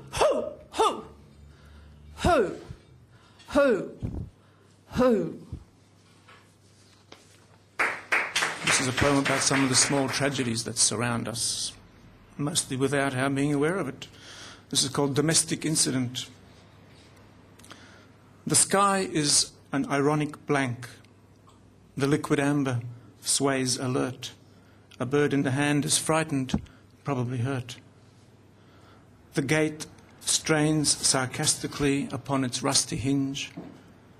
The hose lies like a tangled labyrinth, inch upon inch. The lawn is becalmed. The wisteria pauses in its curly cues. The cat climbs aboard its shadow. The leaves confuse the surface of the troubled pool, repunctuate their birth. The wind flaps against my shovel, a sparrow's earth. I go swimming every morning, and one of the things that means is I get undressed in front of other men every morning and they get undressed in front of me. So this is the change room. The old men take off their clothes and show me what I will become. Creased, thick, mottled by the sun. If I keep reading this for enough years, it'll be what I have become. They move slow, for they have no jobs or children now to go to. They have time to fold their clothes. Only tomorrow waits outside for them.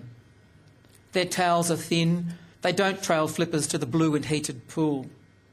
Under foamy showers, they are rows of old Neptunes, bow-legged, from lifetimes of riding dolphins to the supermarket.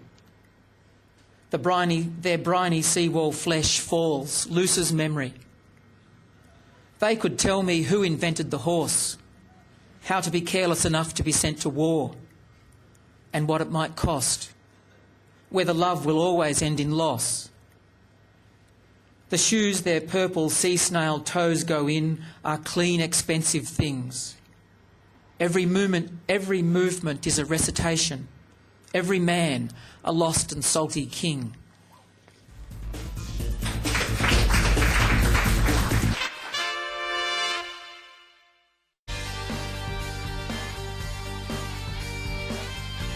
Here are the current weather readings for Melbourne, Geelong, Ballarat, Shepparton, Bendigo and Echuca on the MELfeed.video weather wall. It also includes tomorrow's forecast and expected minimum temperatures in these areas overnight. This is the MELfeed.video weather wall on a different sort of TV. MELfeed.video.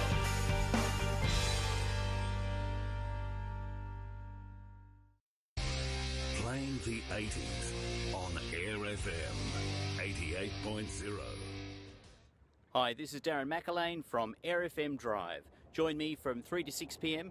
every afternoon on 88.0 in Penrith, and also you can catch me on tunein.com. That's from 3 to 6 p.m. Australian Eastern Standard Time. Playing the 80s on Air FM 88.0.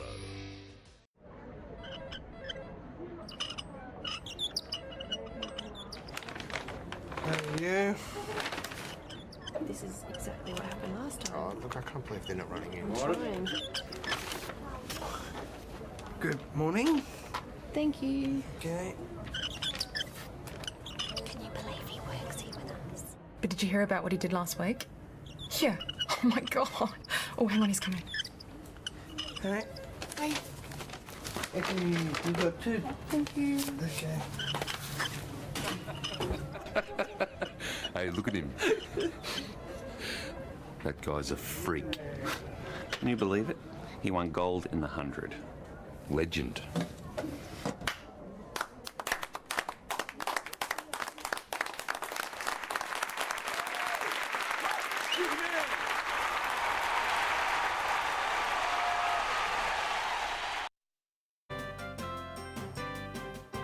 Each week on MELfeed Video, join us for Northern Access Television's general interest chat show, NAT Chat. Each episode features interesting and informative interviews from people of all walks of life. Weekly topics include community groups, religious topics, and professional people covering many different subject areas.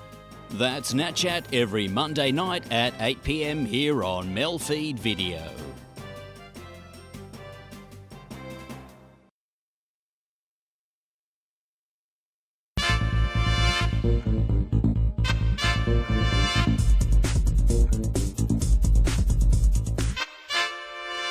I'm very honoured to be part of this reading, and I think the poets tonight have a lot of richness to their work, so I'm going to probably read less rather than more.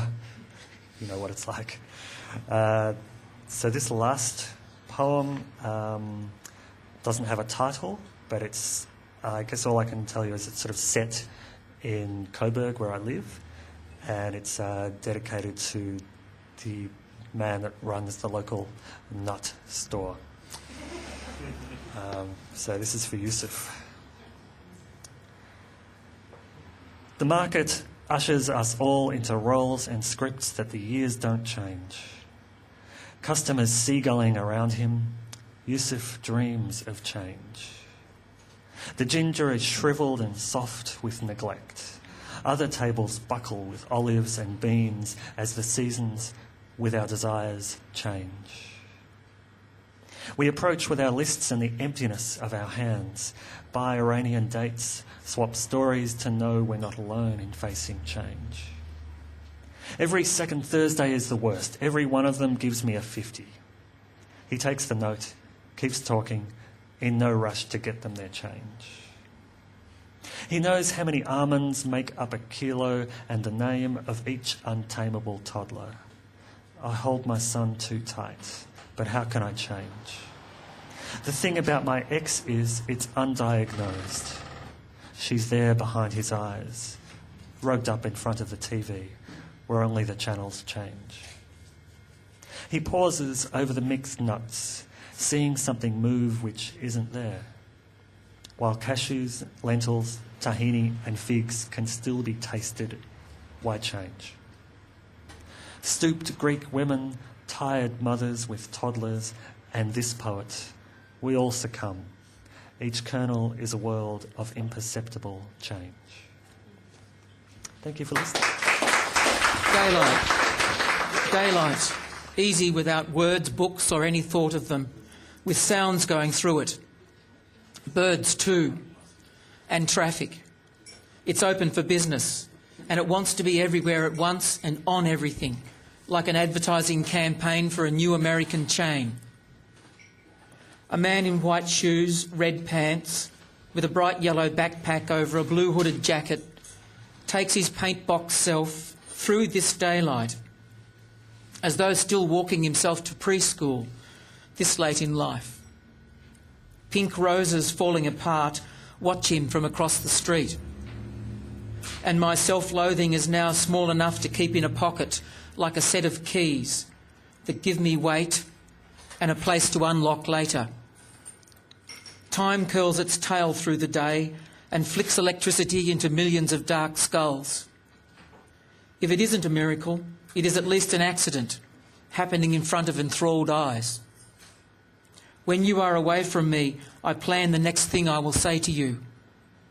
It is always something about love, but it comes out wrong.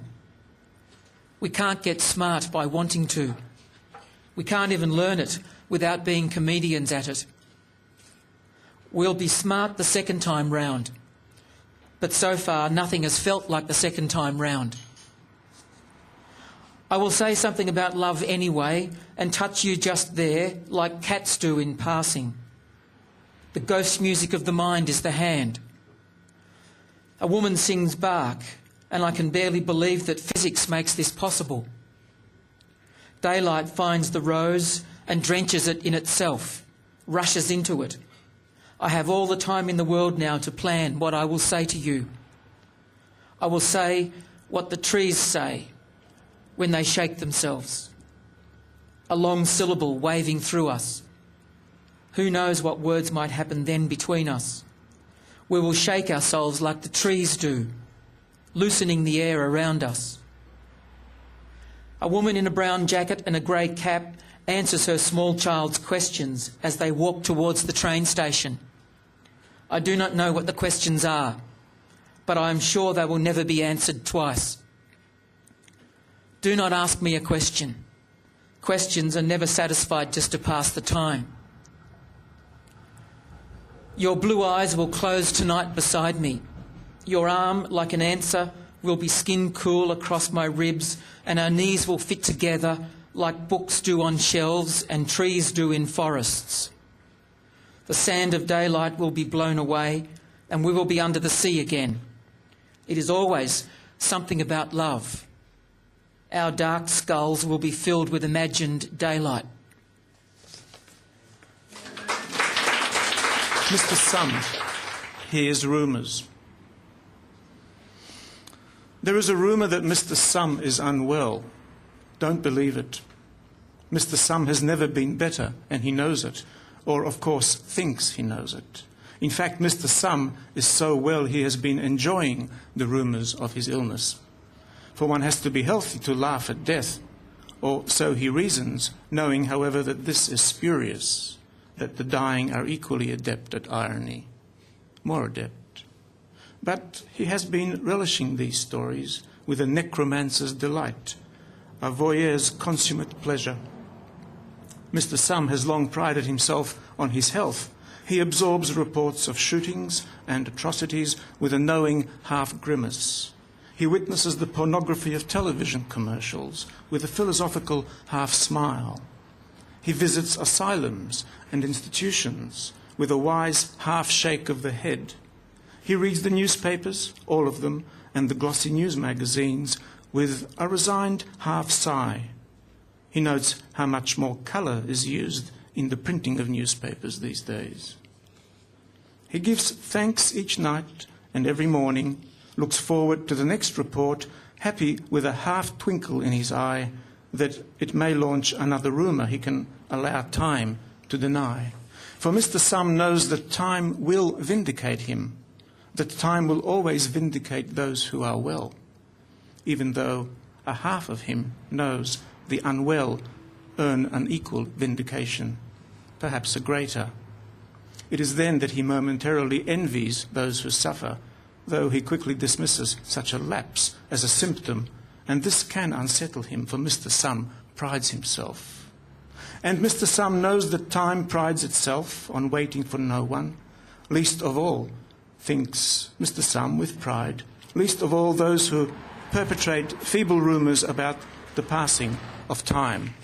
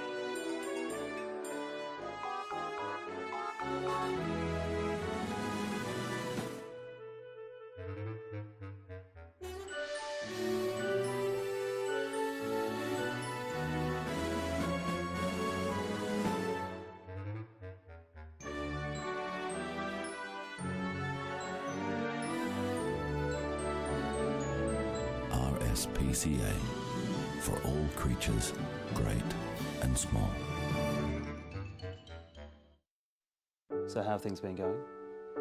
When a young person is diagnosed with cancer, it affects their family, their friends, their entire world.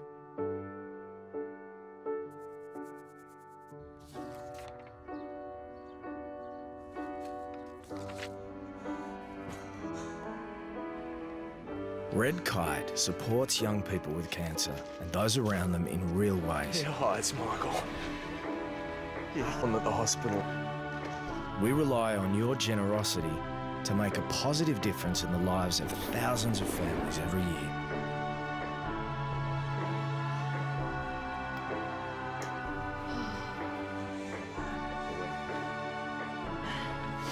We can't always make things better. But with your help, we can lighten the load.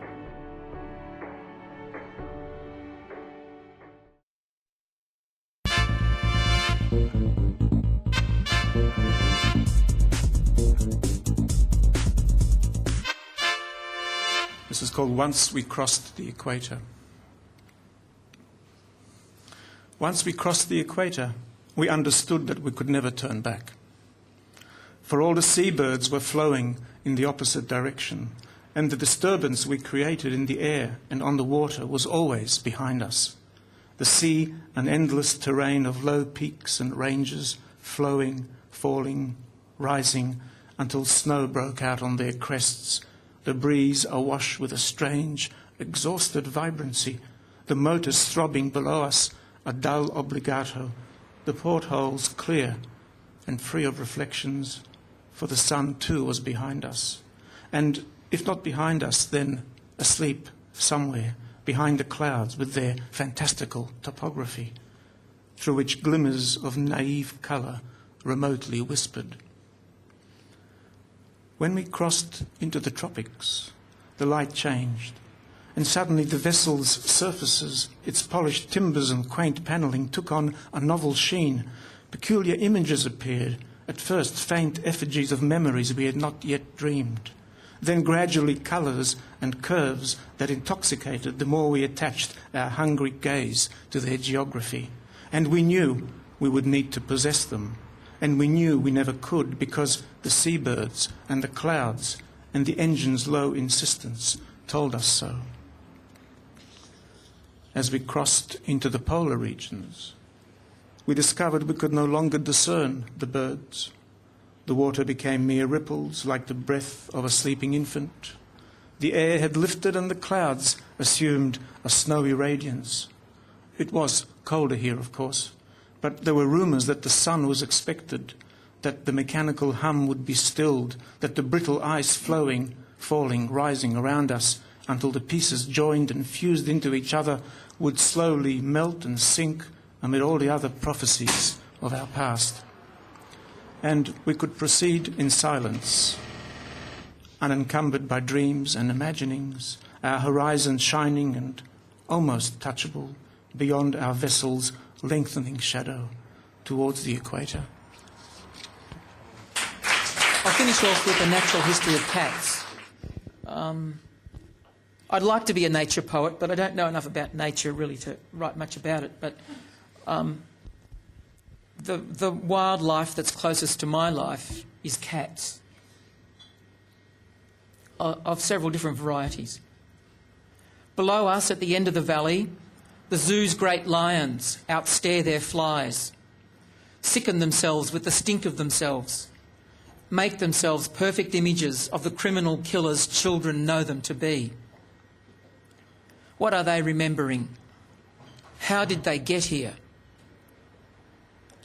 The manner of the movement of these lions round the planet is a commercial secret, though they have dreamt themselves into our sleep, into our tawny souls, our childhood beds, until we're all part lion, part prey, pulsing with fear. They move without sound through us. It is their habit. I hear their hoarse, dust-filled sounds drift up the valley, excellent in every nuance, their forgery perfect. My cat, my counterfeit lion, shakes its spine at a bird bigger than itself in our backyard. They watch each other unhappily. In a doorway, my cat considers every option, each one as true as a temple. The paling fence outside is a line to be followed like a signature. The sky is unattainable and inescapable. My cat waits as if all this will pass, and it does. Every day it does.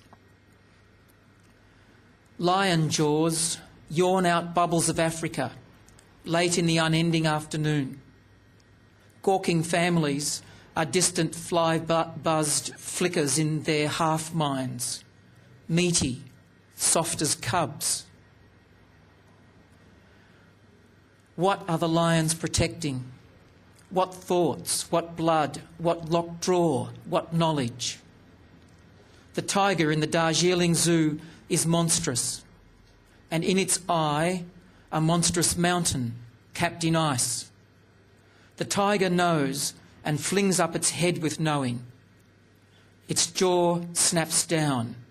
It is doing tiger for the tourists. Nothing more is needed now but the sleep of the cat, its slow bomb of time. Thank you. This next one is called The Window. I wrote it for the late Anne Granite. I don't know whether any of you knew her. She was a writer and an anthologist, lived in Melbourne. She died in the 90s. The Window. The wrong things rhyme. Hourglass and mirror, hat stand, clavichord. The yellow bookmark flapping in the dark breeze, the breeze as it lifts like a sober musician, the intrusions and extrusions of memory. We pounce upon sleep. The bedpost catches the light, polishes the moon. The hat stand dreams of the sea, and the clavichord sounds its silent, invisible music. Across the way, a window burns without explanation, and a moth carves a halo round its bulb. The book flaps open. The pale leaf is lifted on the dark breeze. It drifts over midnight suburbs, out over the glittering coast, soaring high above the intricate waves, hopeless rustle, the sloping shore, and the sand reflecting sky.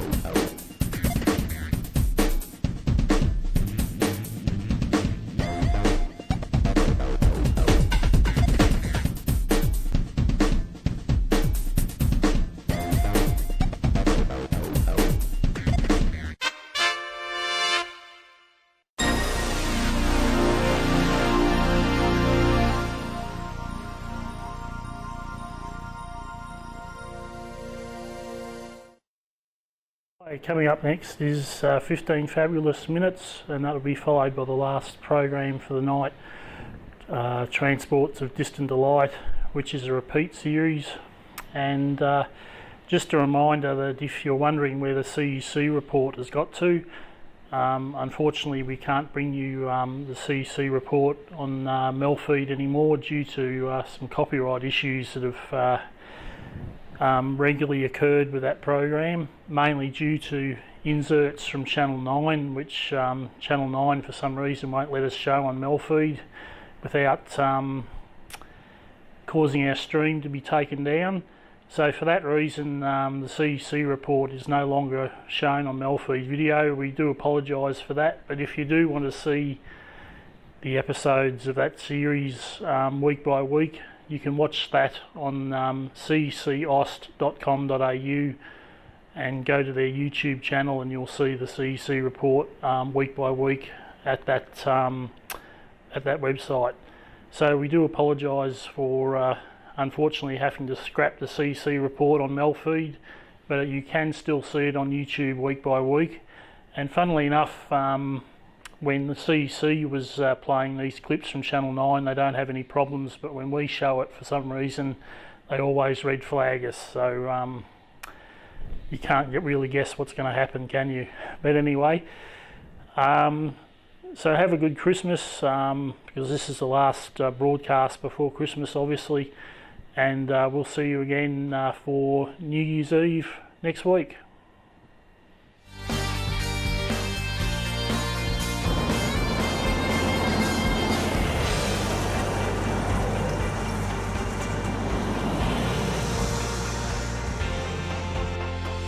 Live streamed from Echuca each week, this is MELfeed Video, a different sort of TV.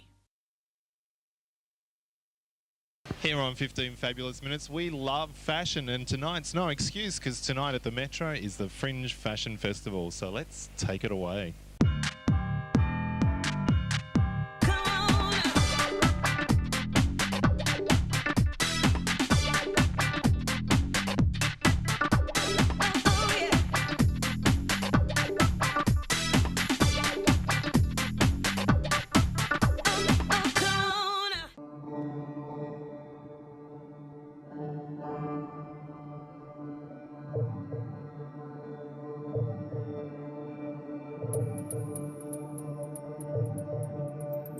Well, here I am, Fringe Fashion.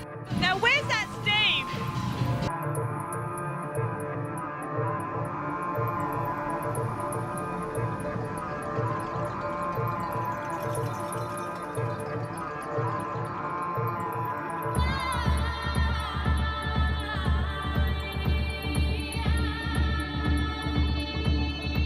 The aliens have landed. Well, it is living proof.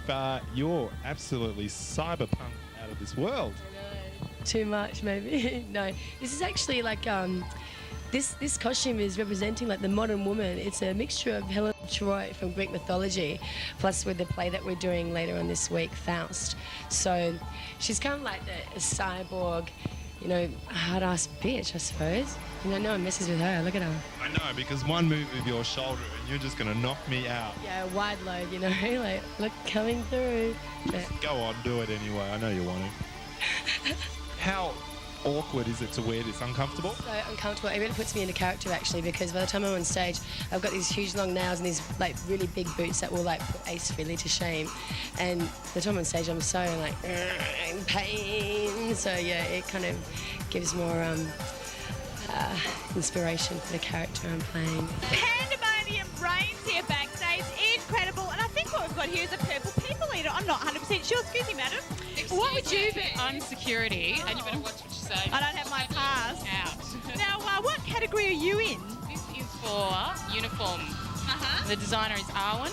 Don't know her last name, but she's a fantastic designer, and I think this deserves to win. Well made, truly creative. It is incredible from head to toe. Did you put your finger in a socket? I think many people here tonight have put a finger in their not their socket, a socket.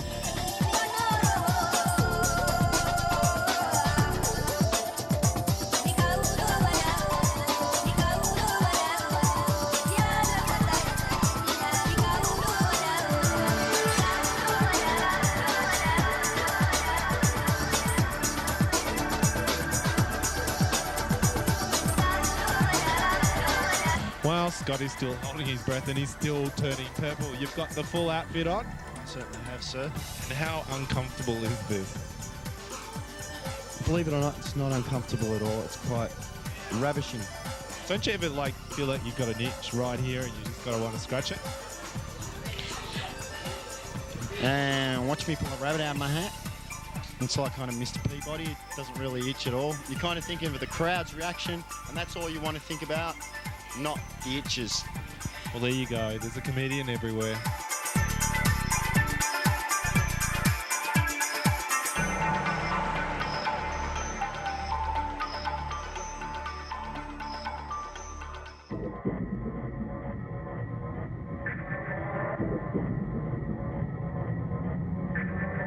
All sorts of odd and individual creatures here tonight. And oh my God, what do we have here?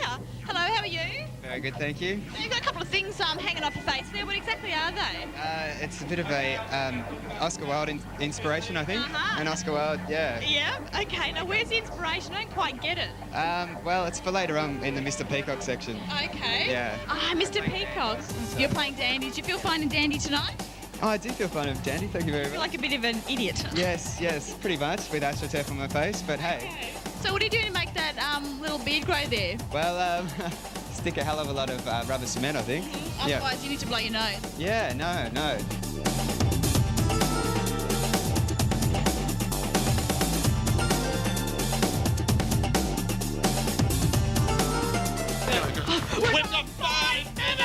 I'm here with Emma and one of the organisers and directors of tonight. How hard has it been to put all this together? Very hard, but very enjoyable. Is this Good. the first year that you've done this? No, this is my second year, and it's our 5th year to do Fringe Fashion. third year at Melbourne Metro nightclub. So how many people are expected to be here all up tonight? Approximately 2,200. Is that growing every year? Well, we're hoping for a full house this year. It's slightly under that most years, but this year I think it'll be. Okay. The ticket sales today on Ticketmaster were the highest they've ever been for sales. Fantastic. And what are the categories tonight? What are we looking forward to seeing? The categories are, do you want to grab a program behind you? We've got recycled, we've got Vegas glam and Vegas trash. We have got uniform. I mean, last year was the marshmallow dress, one of the most talked about pieces. What about this year? Is there anything very talked about or interesting? I think the Mr. Peacock section, which is another one. What is that about? Well, Mr. Peacock from Are You Being Served? Oh, okay. So it's for the men who care too much. A little bit A little bit dandy. Oh, okay. That's a pretty good category. Now, my guess is the gentleman on my left is in the Mr. Peacock category. Would that be correct? This would be very correct. Mr. Peacock, the warrior dandy at your... Fantastic. That big thing in my mouth. Do you like it like that? I prefer it elsewhere, but... Okay, turn around. Who are the judges tonight? The judges are Rachel Boyce from Chunky Move, Maud Davey, who directed Fringe Fashion in 98, 99. We have Roger Wood from Woodmarsh Architects, who designed Melbourne Metro nightclub. Fantastic. Caroline Tram, triple... Just names. Looking at me right now is none other than Roger Wood, one of the prestigious judges of this evening's extravaganza. I'm just wondering what your comments are about the fashions that you saw before you tonight.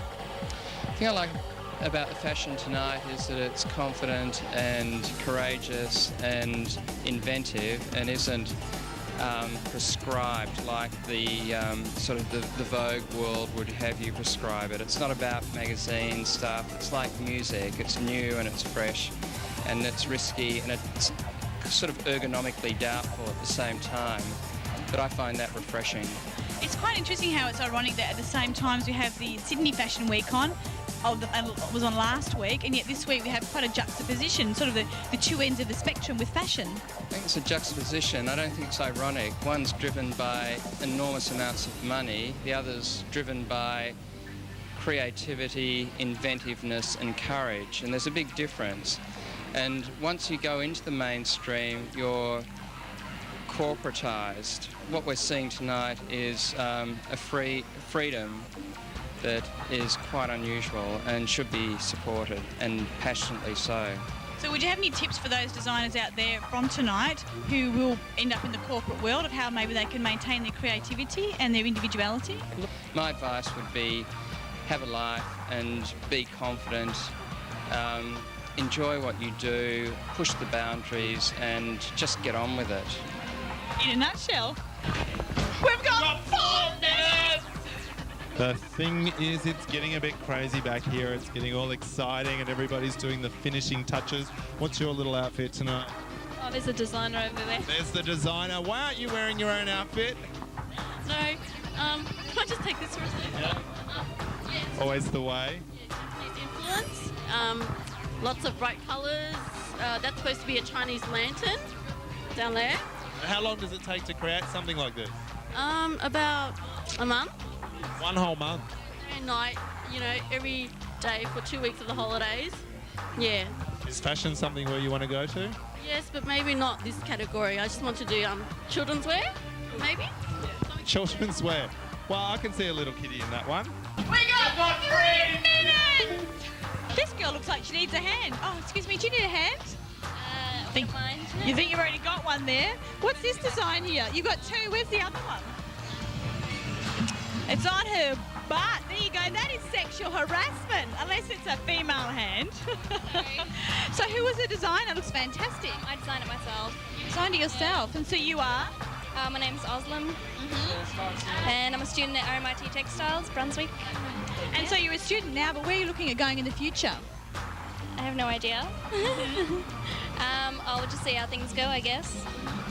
Can I just ask you, please, what was the inspiration tonight? Okay, it's called Desire to Touch. It's about where men look when they're looking at a woman. So, and the plaster and wire are protective. So that's about it, yeah. And where do you like to be touched? Oh, I don't like to be touched.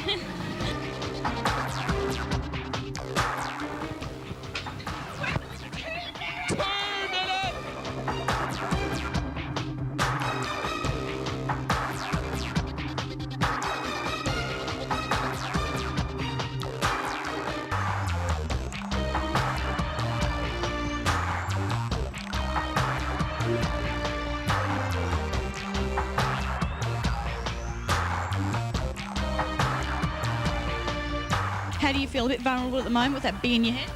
Sorry? Do you feel a bit vulnerable at the moment with that bee on your head? Yeah, really. Yeah. Okay. Yeah. So you're obviously in the hat category. Yeah, that's right. And how did you choose this category to be in? Did you design this? Georgina did. Okay. Yeah. And what do you think about this little hat you've got on your head here? I think it's yellow. Really? Yellow? Yeah, it's really yellow. Do you think you're in chance to win? Absolutely.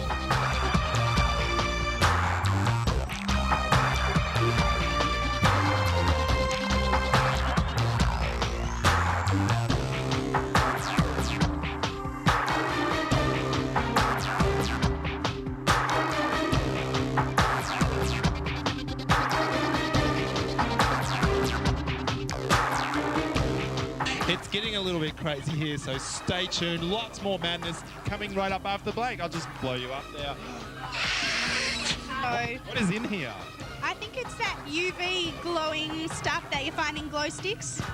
A bit like your hair. Thank you.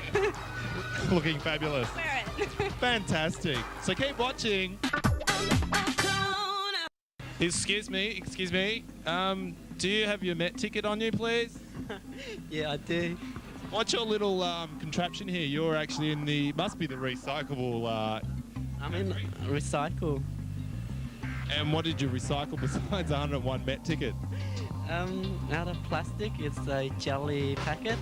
Yeah, and it's got jelly in it.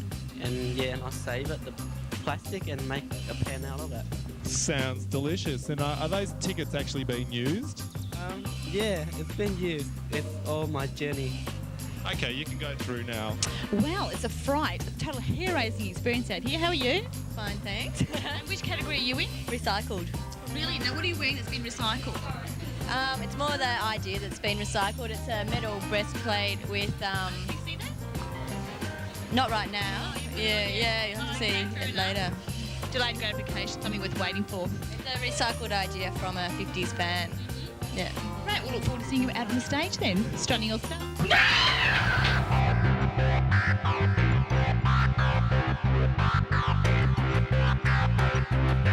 We're here in the thick of it, and I'm joined here with Philip, one of the artistic directors of the show, and you've put it together, the whole show tonight. That's right. It's the Fashion Fringe 2000, and as you can see, it's opening night. The atmosphere is incredible, and it's certainly rising and rising.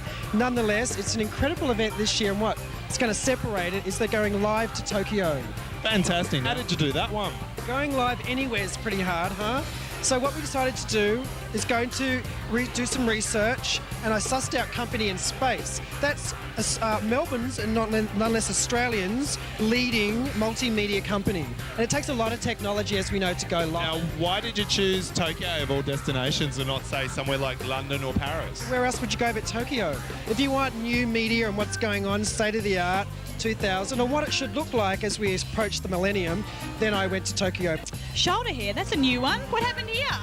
It's not just the... Missed a bit. No, I do have black hair. Oh my God, that's disgusting. No, it's actually quite stylish, really. Let's have a better look at that one then. So guys, we've got some back hair. Maybe this is the way you should be wearing it, in shape of a V, looking like a fake tattoo. That's right. Why wax? It's art. So what, you're a peacock? I am in many category. I'm Vegas Trash, Peacock. This is a muff, believe it or not. It is a section that I'll be wearing in my underwear, because that's what we do. We wear muffs in winter in your underwear. And yeah. Melbourne in the fashion capital, we expect that. That's right, and 4 seasons in one day and all that, yada, yada, yada. But my favourite category will be Vegas Trash, where I'll be donning a beautiful silver, lizard-like gown, and then moving on to a bondage outfit. Oh, lovely. And your preferred outfit? Vegas Trash.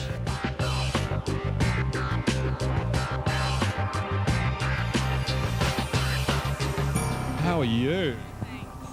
What are you tonight? I'm a Millennium Rave Barmaid. Millennium Rave Barmaid. Oh, give us a drink then, will you? What's your favourite drink? Midori. Midori, what's your special? No idea. God, I don't know. Barman services are getting worse every day. Oh my God, I am dying of thirst. It's so hot out here. It's frenetic, and oh my God, I think I'll get a drink over here. Hello, we have a bit of a cocktail waitress here, do we? Actually, it's an air hostess, flamenco air hostess. You know, you need a bit more colour on those airlines, and the outfits are a bit boring. This is fantastic. I'm sort of meant to be miming the Aerolíneas Argentinas air disaster, where the whole soccer team was killed over the Andes. But yeah, we'll see how that goes. It looks like they were having a good time when they died, and they died with smiles on their faces, I think. Yeah, definitely. Now, what's on the menu today? Well, we've got lots of fluffy ducks and long, tall screws against the wall and orgasms, and yeah, it's pretty much a cocktail of every description. So it's a bit of a last supper, last drink for that soccer team, was it? Oh, definitely. Partied all the way to their death.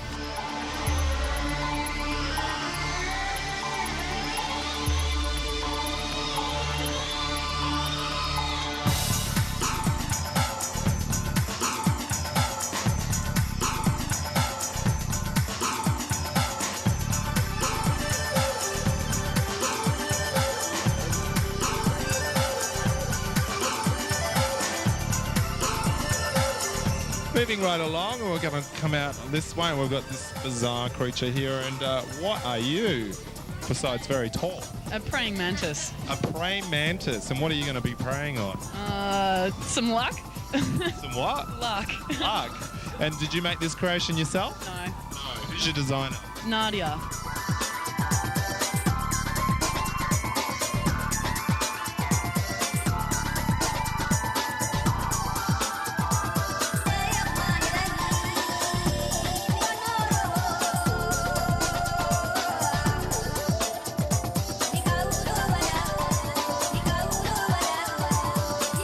Another glamorous outfit, another designer. And what's your design here? This is a cyber hot pink Glam Vegas number. And how long does it take to create such an outfit? It came in a dream and then I just worked on it over a couple of days. 2 days? Like Easter weekend. Fantastic, and it probably takes about that just to get it in. Yes, exactly. And the makeup? Oh, not too long actually, not too painful this time. And you did the hat as well? The headpiece? Yeah. 4 weeks. And what are you wearing yourself? Well, I've got a little number on here and some feathers and a little skirt I whipped up for a performance. And, yeah. Busy Recycled Award.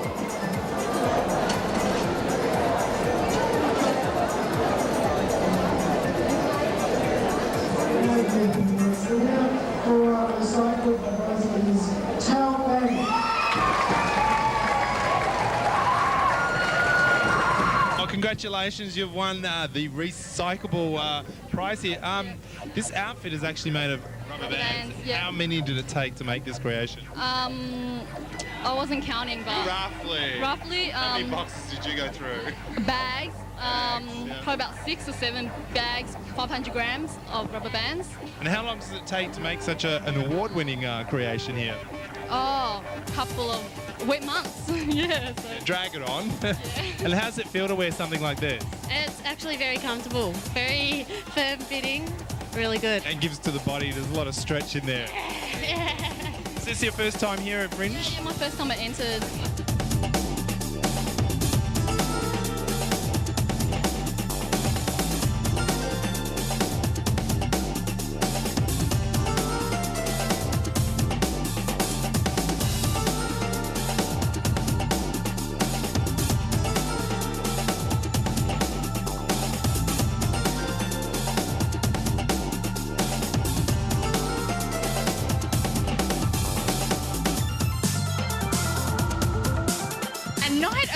And ta-da! Here we have one. It's Colleen. Congratulations. Thanks very much.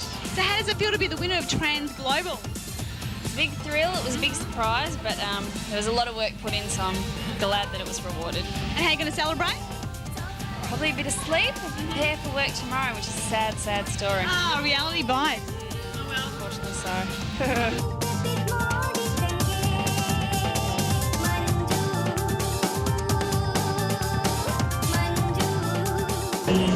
realised Scully and trombone goes to Greg Lamb and Kirsty Barlow. Richard and Lexi, they're one of the winners here of the category. What category did you win for? We won for headgear. Headgear, and this is our muff. This is our muff. And the guy who designed it is Greg Lamb. Congratulations, Greg. So how does it feel to be out there on the stage and then knowing that you've actually won? Oh, it's fantastic. It makes it seem like everything's worthwhile, don't you reckon? Absolutely. Yeah. Do you think it's a part of not only the creation but also your performances in tonight? Hopefully, yeah, hopefully. We try. We try.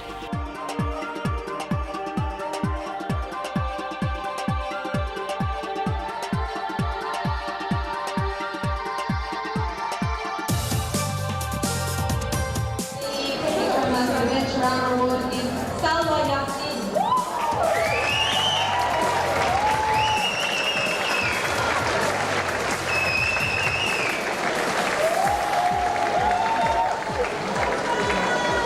There's nothing fishy about this award. It's the Adventurama. And can you explain the outfit?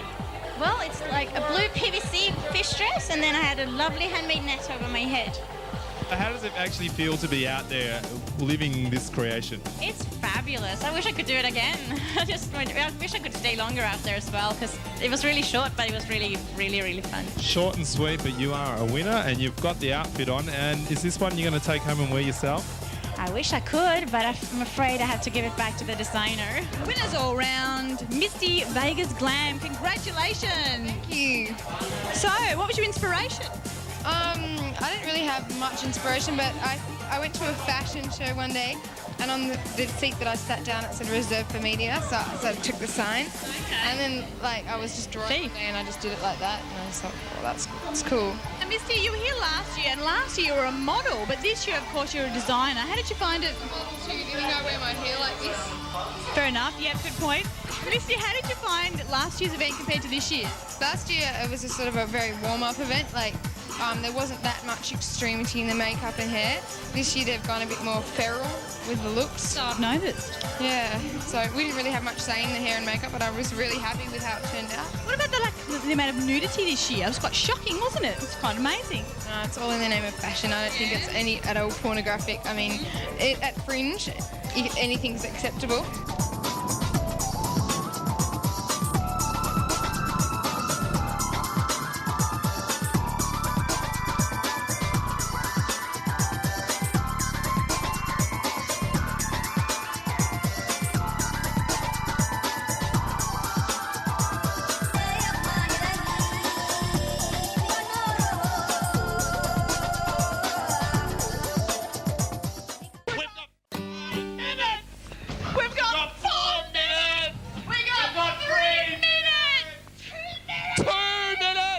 We got like 1 minute.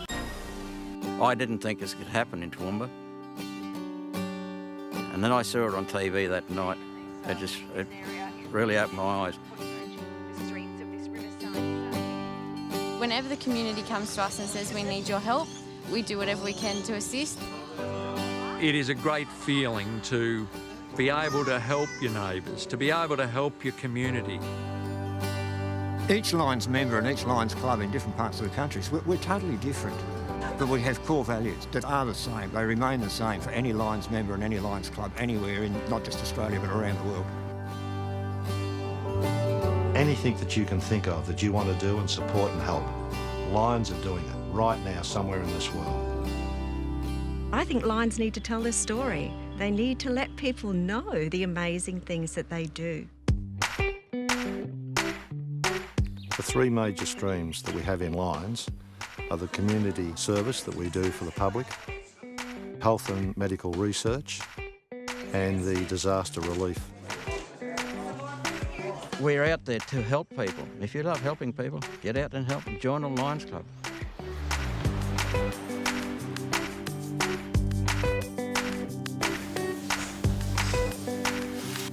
We started this project about 20 years ago. All this gear would normally go to the tip. We recycle it and give it to someone less fortunate and where it is needed in the world.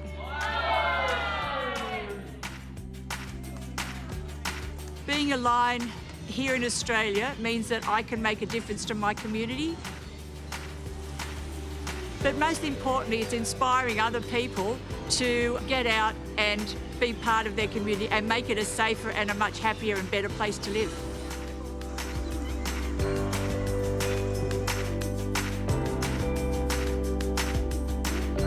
Childhood cancer, I've always been interested in cancer and small children from the time I first got cancer 30 years ago. Research is an indefinite item. You can't see it, but it helps so much. I'm here managing the money and the relationships, but other people are out there raising funds and bringing in community support. Without all of us working together, we can't affect change. 2 more extra hands at any function, any working bee, anything we do. 2 more hands can help us raise more funds, can help us serve our community better. I went to my Lions Club and I said, I got this idea and I think it's a little bit crazy, but I think we could raise some serious money doing it. And it was to run 100 kilometres. And the club said, okay, if you want to do this, whatever you need us to do, we'll be there 100%. And I'm pretty proud to say that together we raised just over $16,000. So we blew the target out of the water, and I think that was due to a lot of the support that I got.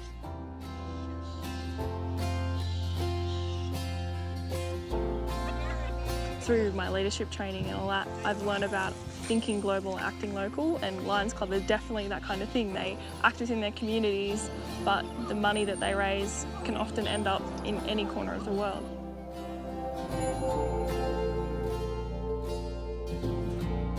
As an individual, I could only do so much, and whilst it was my burning desire to try and help these people, having an organisation such as the Lions family to call upon to support me and those people that were working with me just made it possible for us to achieve so much more. You know, after the devastation, to come back into the community, you know, you were shattered by what you saw. You know, no police station, no post office, no petrol station, you know, no kindergarten. There was nothing here. And all that water with an unstoppable... I don't know that I've ever seen as much as arrived. There were fridges, washing machines, dryers. There was toasters, jugs, just everything. To be invited to be a part of Lions just opened up a whole new world to me. A world that provided a structured organisation that could see that the hours that I volunteered could achieve so much more. I think Lions is a wonderful organisation. The people in it have charity in their hearts. I can go anywhere in this country, see somebody with a Lions badge, walk up to them and say, "G'day, you got a friend." Never once in my life had I had a group of people where I could go to, say anything, and know that no matter what, they would be there, they would stand by me. It's the family. That's what we call, it's the Lions family. Without Lions, I think I'd be lost now, because they've been my life. We work hard, but the most important thing is we have fun. The fellowship of all the members of the club, the broader community, it's just a tremendous organisation to belong to. You know, I'll be here till I die. It is extremely rewarding and gratifying to be a part of an organisation that can spread its support so far and wide. More members means more hands, means more support to the community. I would encourage everyone just to give it a go and see if it is for them, because the return that you get for giving to others is amazing. Get out there, do something wonderful, be part of this fantastic organisation.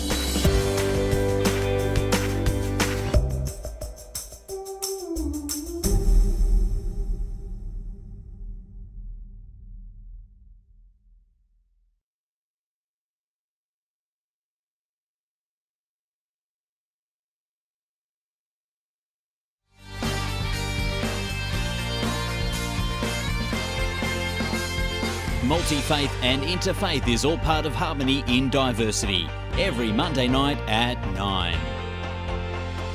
Live streamed from Echuca each week, this is MELfeed Video, a different sort of TV.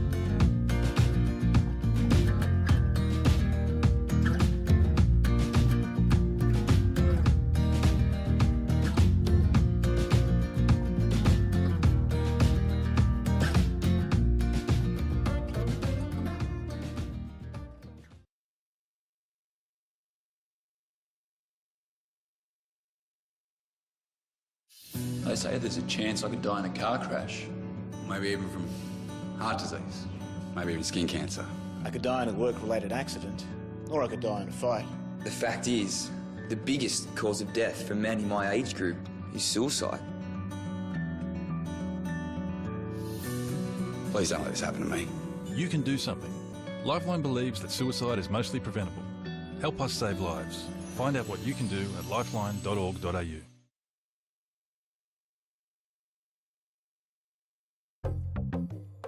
MELfeed.video is about to close operations for tonight, but we'll be back with you next Monday evening. In the meantime, here is a selection of programs that will be seen on our next scheduled web stream. You're welcome to visit our website at MELfeed.video for further details of this project. Until next time, from all of us here at MELfeed.video, we wish you a very good night.